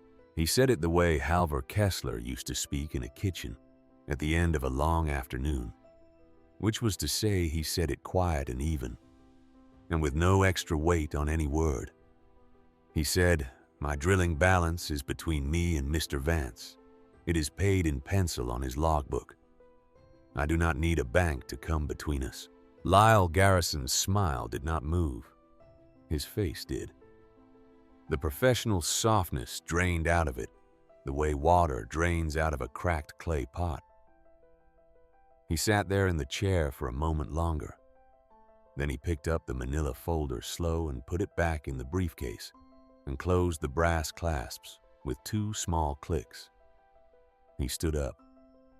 He said, "Son, I wish you all the best." Wyatt said, "Sir." Lyle Garrison walked out of the office. He walked out across the dirt lot. He got into the charcoal gray Cadillac. He drove north on Highway 54 back toward Carrizozo. Roy Vance watched him go through the open door of the shop. He looked back at Wyatt. He said, "Son, where did you learn to talk to a banker like that?" Wyatt said, "Sir, I did not learn it anywhere. I have been waiting 3 years to say it." Roy Vance nodded once. He picked up his pencil. He wrote the date in his logbook beside the $50 entry. He underlined it. Then he stood up, walked around the desk, and put his hand on the boy's shoulder for the second time in his life. The first had been on a drilling pad at 287 feet on a Saturday morning 2 days before. He did not say anything. He squeezed once and let go. That was the closest a man like Roy Vance came to a benediction. The story of the well at Parcel 9 moved through Lincoln County the way these stories move. It did not move the way news moves on a television set. It moved the way water moves through cracked earth in the high desert, which is to say it moved slow at first, and then it moved everywhere at once. It got told at the coffee counter at the truck stop in Carrizozo on Monday morning. It got told at the feed store in Capitan on Tuesday afternoon. It got told over fences and at the diner where the morning ranchers ate their breakfast. And by Wednesday, it had crossed the county line into Otero and Chavez. By the following Sunday morning, when Wyatt Kessler walked into the First Methodist Church of Carrizozo, at 10 minutes before the 11 o'clock service in a clean white shirt his aunt had ironed for him on Saturday night, Pastor Ralph Holcomb stopped him in the foyer. Pastor Holcomb was 65 years old that October. He had baptized Wyatt in the summer of 1972 in a small porcelain bowl on the altar of that same church, 4 months after Susanna Kessler had been laid in the cemetery behind the building. He had buried Tom Kessler in the spring of 1983. He had buried Halver Kessler in the winter of 1985. Pastor Holcomb put his hand on Wyatt's shoulder. He looked at him with the kind of attention an old man gives a young one when he is trying to memorize a face for later. He said, "Quiet Wyatt Halver would have been proud of you." Wyatt said, "Yes, sir." "Thank you." Pastor Holcomb said, "Your father would have been proud of you too." Wyatt did not say anything to that. He nodded once. Edith Kessler, standing 2 steps behind him in her dark blue Sunday coat, put her hand on the small of his back and steered him into the sanctuary.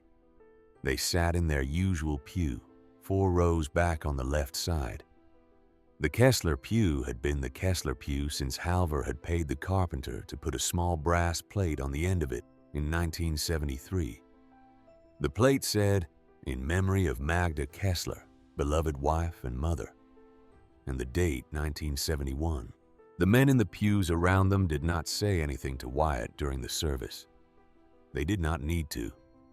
3 of them at the offering reached across the aisle and shook Edith Kessler's hand instead. One of them was a rancher named Hubert Dance, 68 years old, who had been at the Halverson auction tent the previous Friday and had been one of the local ranchers who had stood by his truck at the gravel road on Saturday and watched the water come up. Hubert squeezed Edith's hand for 2 seconds and let go and did not say a word. That was Lincoln County. That was how a thing was acknowledged on a Sunday morning in 1986. By the spring of 1987, Wyatt had sold the surface water rights from the Parcel 9 well to the Tula Rosa Basin Stockman's Cooperative for $52,000 and a lifetime royalty of 2 cents on every 100 gallons drawn. He kept the land. He kept the mineral rights. He used part of the $52,000 to pay Roy Vance off in a single payment in March of 1987. 16 months ahead of schedule. Roy Vance refused the early payoff bonus the cooperative had paid Wyatt for closing the deal fast. He took only the remaining balance on the pencil ledger, and he closed the logbook entry with the words "paid in full" and his initials. He shook the boy's hand at his desk. He did not say anything. By the summer of 1988, Wyatt had rebuilt the windmill on Parcel 9. He had taken the old air motor head off the cracked concrete pad, hauled it into Roy Vance's shop, and Roy and Hollis had helped him rebuild the gearbox and replace the wooden vanes in the tail vane. He had reset the tower true to vertical on a new caliche pad. The windmill had drawn water from the Artesian flow into a stock tank Wyatt had welded together himself in Roy's shop on 3 Saturdays. He had bought 12 head of Black Angus heifers at the Lincoln County livestock auction in April of 1988 and turned them out on Parcel 9 in May. The grass had come back the moment the water had. By August, he was running 18 head. By the summer of 1990, he had drilled a second artesian well on a different parcel about 9 miles north. This one in Otero County, which he had bought at a tax sale for $11 an acre in February.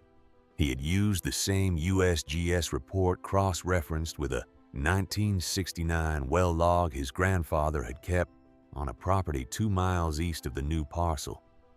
He had hit water at 241 feet under his own pressure. He had paid Roy Vance in full inside 10 weeks. By the spring of 1990, Wyatt Kessler was 18 years old. He graduated from Carrizozo High School in May of that year. He was admitted in the spring of 1990 to New Mexico State University and Las Cruces Soil Science program, full conditional acceptance for the autumn semester. The letter came in the mail on a Tuesday in April. Edith Kessler picked it up at the post office on her way back from the feed counter at lunch. She brought it home unopened. She set it on the kitchen table for Wyatt to find when he came in from the well at Parcel 9 that evening. Wyatt opened the letter at the kitchen table that night. He read it twice. He set it down. Edith watched him from the chair across the table. She did not say anything. After a long minute, he said, "Aunt Edith, I do not think I am going to go." She said, "Why?" He said, "Because Granddad worked 31 years for the Soil Conservation Service. He read every USGS report that came across his desk for 40 years. He sat at this kitchen table on 100 Sunday afternoons with me and showed me how to cross-reference a hand-drawn 1971 sketch against a 1978 federal map. He said the land doesn't tell you what it is. The reports tell you what it is. Your job is to read them." Edith Kessler said, That is a good reason, but it is not enough of one. Wyatt looked at her. She said your grandfather did not have anyone to teach him. He had to learn from a stranger in a classroom in Fargo. He spent his whole life wishing he had not had to. He left you the cedar trunk because he wanted you to have what he did not. But he did not leave you the trunk so you would never go to college. He left you the trunk so that when you did go to college, you would already know more than the men teaching you. He left you the trunk so that you would be the one in the room who could hold a USGS report in one hand and a 1949 brass meter in the other, and know what both of them were saying. She said you have 11 years of field work on the back of 3 counties of land. You have read every page of that trunk twice. You have drilled 2 artesian wells. You have made a banker sit down in his chair and close his briefcase. There is not a sophomore at Las Cruces who can do any one of those things, let alone all of them. She said, go to Las Cruces, Wyatt. Take their soil science program. Sit in their classrooms. Read their textbooks. Bring them everything you already know. And in 4 years, come home to Carrizozo and finish what your grandfather started. Wyatt looked at her for a long time. Then he picked up the letter. He folded it once. He put it in the inside pocket of his coat. He said, yes, ma'am. He drove to Las Cruces in the autumn of 1990. He came home weekends. He kept the Parcel 9 well running. He paid the property tax on 3 sections of land in 2 counties. He graduated in May of 1994 with a bachelor's degree in soil science and a small printed letter from a professor who said in plain words that Wyatt Kessler was the only student in 24 years of teaching who had taught him something he did not already know. He drove back to Carrizozo the day after graduation. He hung a small wooden sign at the end of the gravel road that led up to the small office he had built on Parcel 9 in 1993. The sign said 2 words, Kessler Hydrology. That was it. No phone number. Everyone who needed the number already had it. By the autumn of 1989, Sandstone Land Holdings of Dallas, Texas had collapsed. The Texas oil bust of 1986 had bled the company slow for 3 years. In the spring of 1989, their main creditor in Houston had called a balloon note on 27 of the 47 distressed ranch parcels they had bought up across eastern New Mexico. The company had liquidated through 1990. By March of 1991, Sandstone Land Holdings had filed Chapter 7 bankruptcy in federal court in Dallas, and Beau Tatum, who had been the regional acquisitions manager, and who had stood up in a tent in Lincoln County in October of 1986, and told a 14-year-old boy to go home before he embarrassed his father, was 49 years old and out of a job. He took whatever work he could find.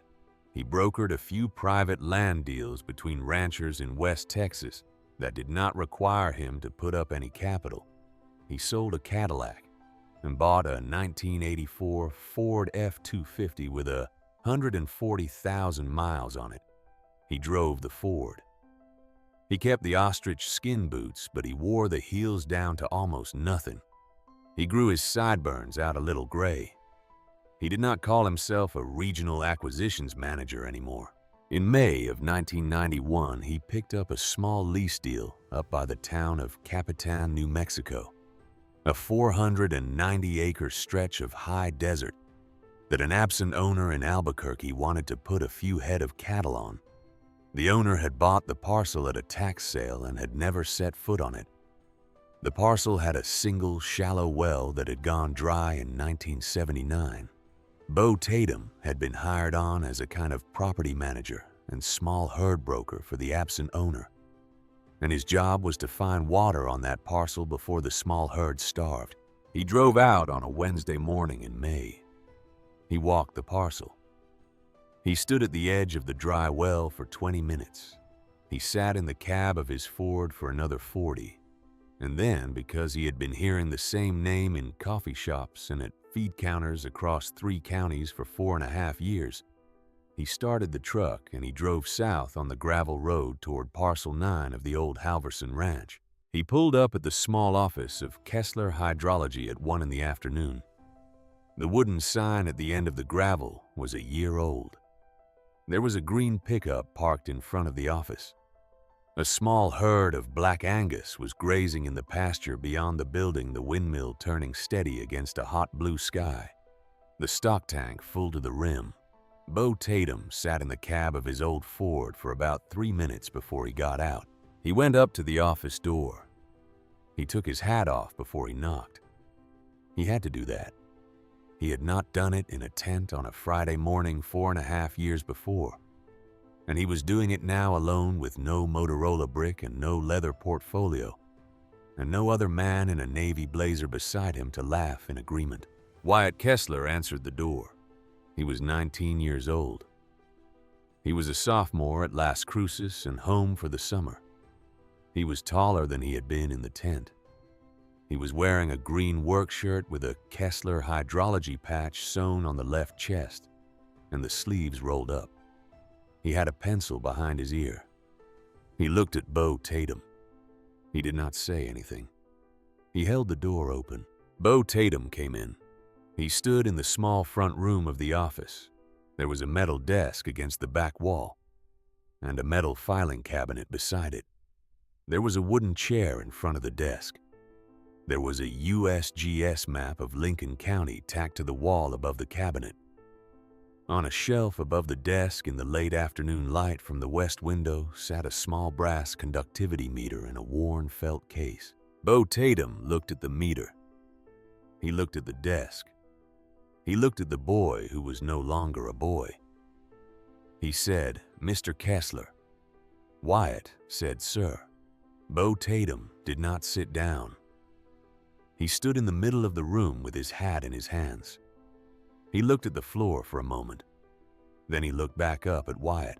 He said, "Son, I am not going to pretend I was right back in October of 1986. I wasn't. I knew it the day the water came up. I have known it every day since. I was wrong about you, and I was wrong about that parcel. And I was wrong about a lot of things I told myself were business that were not business at all.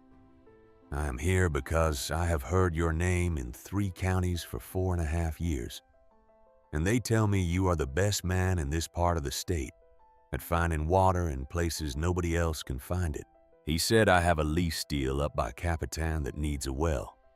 I will pay your consultation fee in cash. I am not asking for anything else. I am not asking for any other consideration. I am just asking if you will take the work." He took a small white envelope out of the inside pocket of his coat. He set it on the corner of the metal desk. He did not push it forward. He did not look at it once it was down. Wyatt looked at the envelope. He looked at Beau Tatum.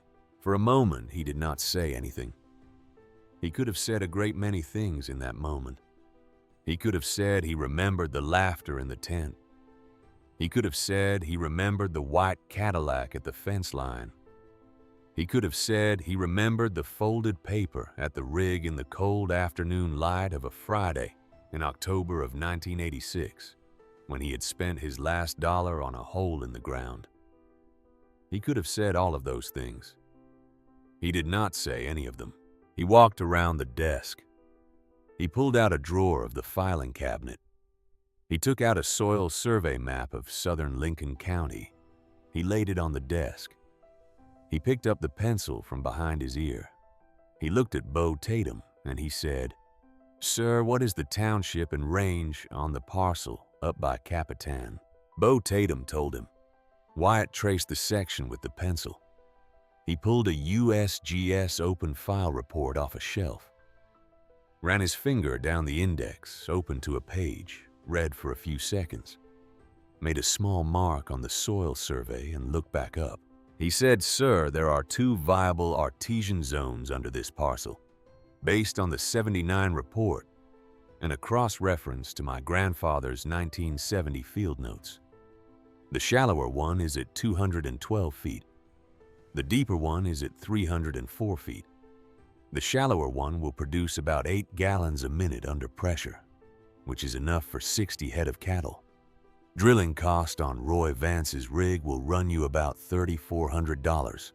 Consultation fee is $200. If you want to come back next Monday, I will go out and walk it with you and confirm the readings." Beau Tatum stood there for a long count of seconds. Then he reached into his pocket.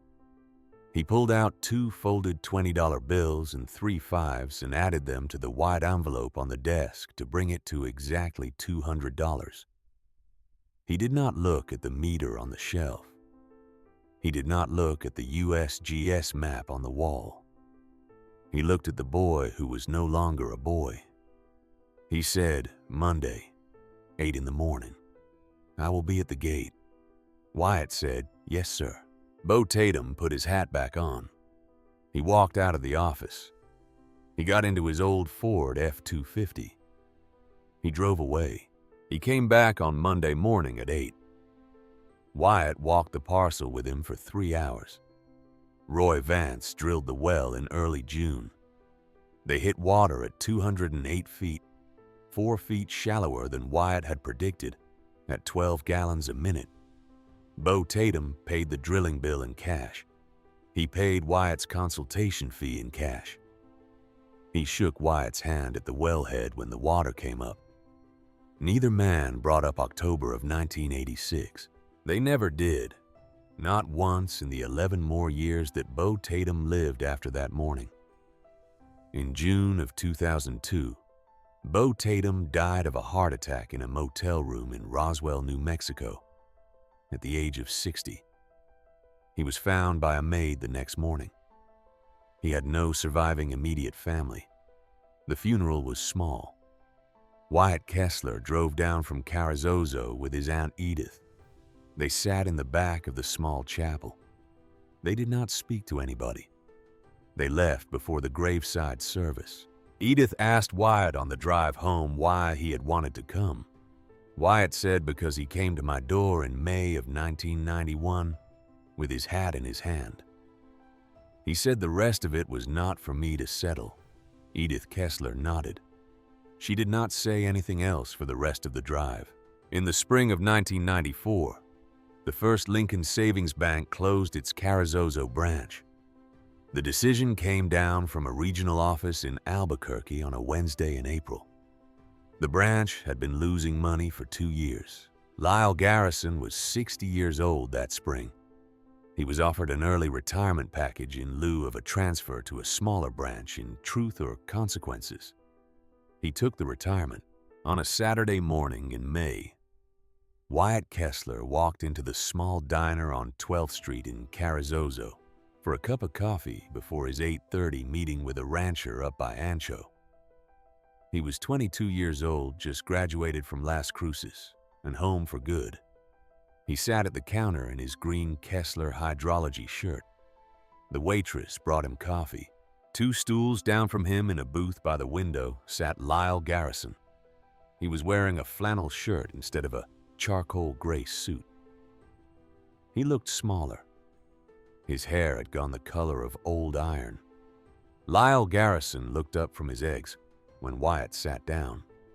He saw the boy who was no longer a boy. He did not say anything.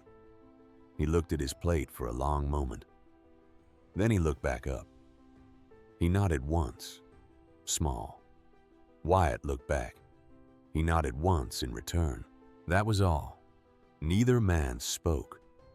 Lyle Garrison finished his eggs. He paid his bill. He walked out of the diner. He got into a brown Buick sedan that was not the charcoal gray Cadillac he had driven 8 years before. He drove away. Wyatt Kessler drank his coffee. He paid his check. He went to his 8:30 meeting up by Ancho. He never saw Lyle Garrison again. Lyle Garrison died of pancreatic cancer in 1998 at the age of 64. Wyatt did not attend the funeral. Some things in Lincoln County in the 1990s were settled without words and stayed settled. In the spring of 1998, Wyatt Kessler met a young woman named May Holloway at a soil and water conservation district meeting in Roswell. She was 24 years old. She had grown up on a small farm outside Artesian. Her father had been a vocational agriculture teacher at the local high school for 31 years. She had a master's degree in agricultural economics from Texas Tech and had come back to New Mexico to work for the state agricultural extension service. She had short brown hair and a steady way of looking at a man across a table. They married in October of 1999 in the First Methodist Church of Carrizozo. Pastor Ralph Holcomb, 78 years old by then, and in his last year of active ministry, performed the ceremony. Edith Kessler stood up as Wyatt's witness. Roy Vance, 76 years old and walking with a cane after a hip replacement, in 1997 came up from Tularosa for the wedding and sat in the second pew on the left side of the church.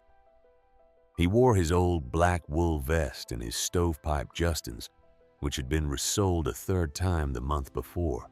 Their son was born on the 14th of August, 2001. He was a healthy baby boy, 7 pounds 11 ounces. They named him Halvor Kessler II. In the spring of 2002, Otis Pruitt, 78 years old and finally retiring from the auction circuit after 52 years. In the business, drove his old red Ford pickup out the gravel road south of Carrizozo on a warm Friday afternoon in April. He went past the working windmill that Wyatt had rebuilt in 1988. He went past the green pastures that ran clear out to the fence line. He went past the small herd of black Angus grazing along the bank of the pond that was no longer dry. He pulled up in front of the small office at the end of the road. Wyatt came out, 30 years old now, lean, sun-lined the way his grandfather had been. The same kind of weathered work shirt with the Kessler hydrology patch on the left chest. Otis Pruitt got out of the truck slow with both hands on the door for balance. They stood in the New Mexico sun for a while. They talked about the old auctions. They talked about the men who were gone. They talked about Halvor. They talked about Roy Vance, who was 79 years old by then and had sold the drilling outfit to his nephew the previous October. At the end of the visit, Otis stuck out his hand, their third handshake. The first had been in the tent on the morning of the auction. The second had been on the drilling pad on the Saturday the well came in. This was the third. Otis held on to the younger man's hand a second longer than he needed to. He looked at him. He said, "Wyatt, the day of the Halverson auction, when I shook your hand the first time, I want to tell you something. I shook your hand because of Halvor, not because of you. I listened to what you said about the Artesian lens and the report and the depth, and I almost walked away because I thought you had just heard it somewhere and were repeating it. I was not sure you knew what you were talking about. I shook your hand because of your grandfather. I have been carrying that for 16 years. Wyatt thought about it for a long moment. He said, "Otis, I got lucky my grandfather kept the reports." Otis Pruitt shook his head slow. He said, "No, son. You got lucky you read them." That was the last time Wyatt saw him. Otis Pruitt died on a Tuesday morning in November of 2003 at his small ranch house north of Ruidoso. He was 79 years old.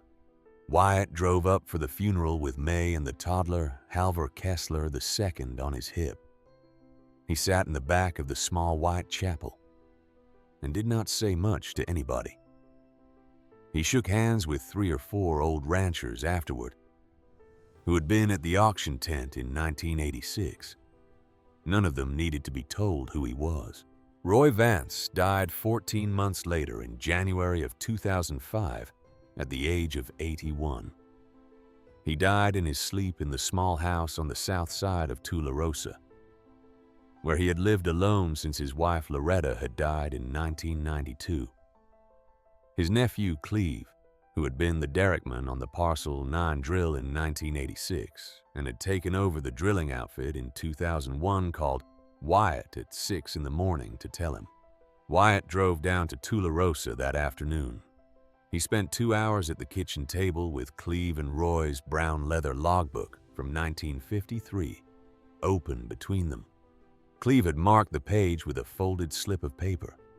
The page showed the entry from June of 1954, the signature of Halver Kessler, the pencil note underneath in Halver's own hand. Pay back when able. Friendly terms. Wyatt closed the logbook. He set his hand flat on the cover. Cleve said he wanted you to have this, Wyatt. Wyatt said no. He wanted you to keep it. He left the rig to you. He left this to you. I had my granddad's notebook for 20 years. You hold this one. Cleve nodded. He set the logbook back on a shelf above the kitchen table. Kessler Hydrology is still on the gravel road south of Carrizozo. By 2008, the archive filled 3 full filing cabinets, and there was talk of needing a 4th. Every report Halver ever saved is in there. Every one Wyatt has added to the collection over 22 years is in there too. The brass conductivity meter from 1949 sits on the shelf above Wyatt's desk, where the late afternoon light from the west window falls across it on a clear day.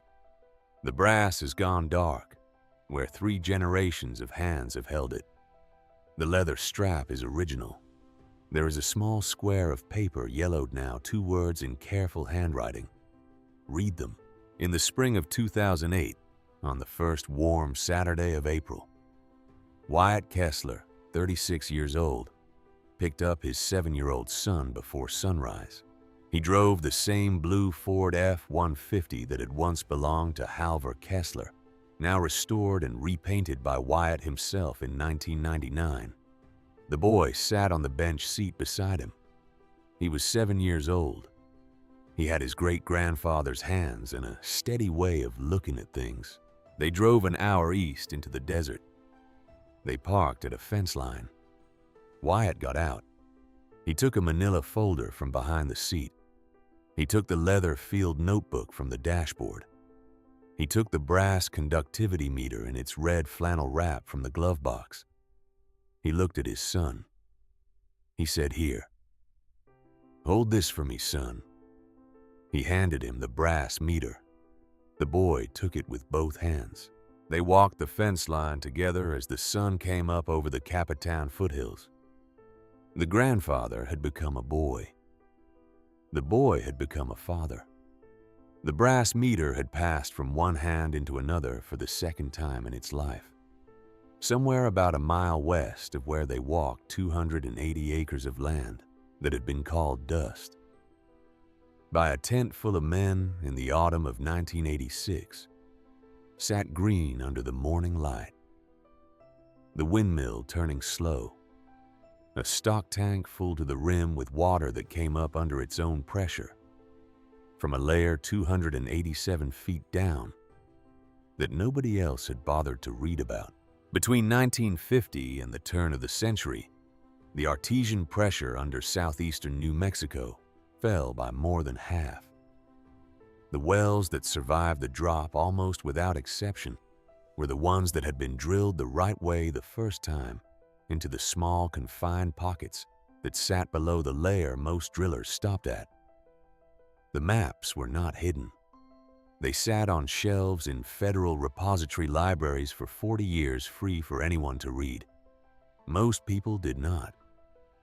The few who did, the ones like Halver Kessler, who carried a brass meter in a coat pocket and walked fence lines on Saturday mornings, and the ones like Wyatt Kessler, who sat in a back bedroom for 18 months, under a gooseneck lamp, found water underground that everyone else had given up on.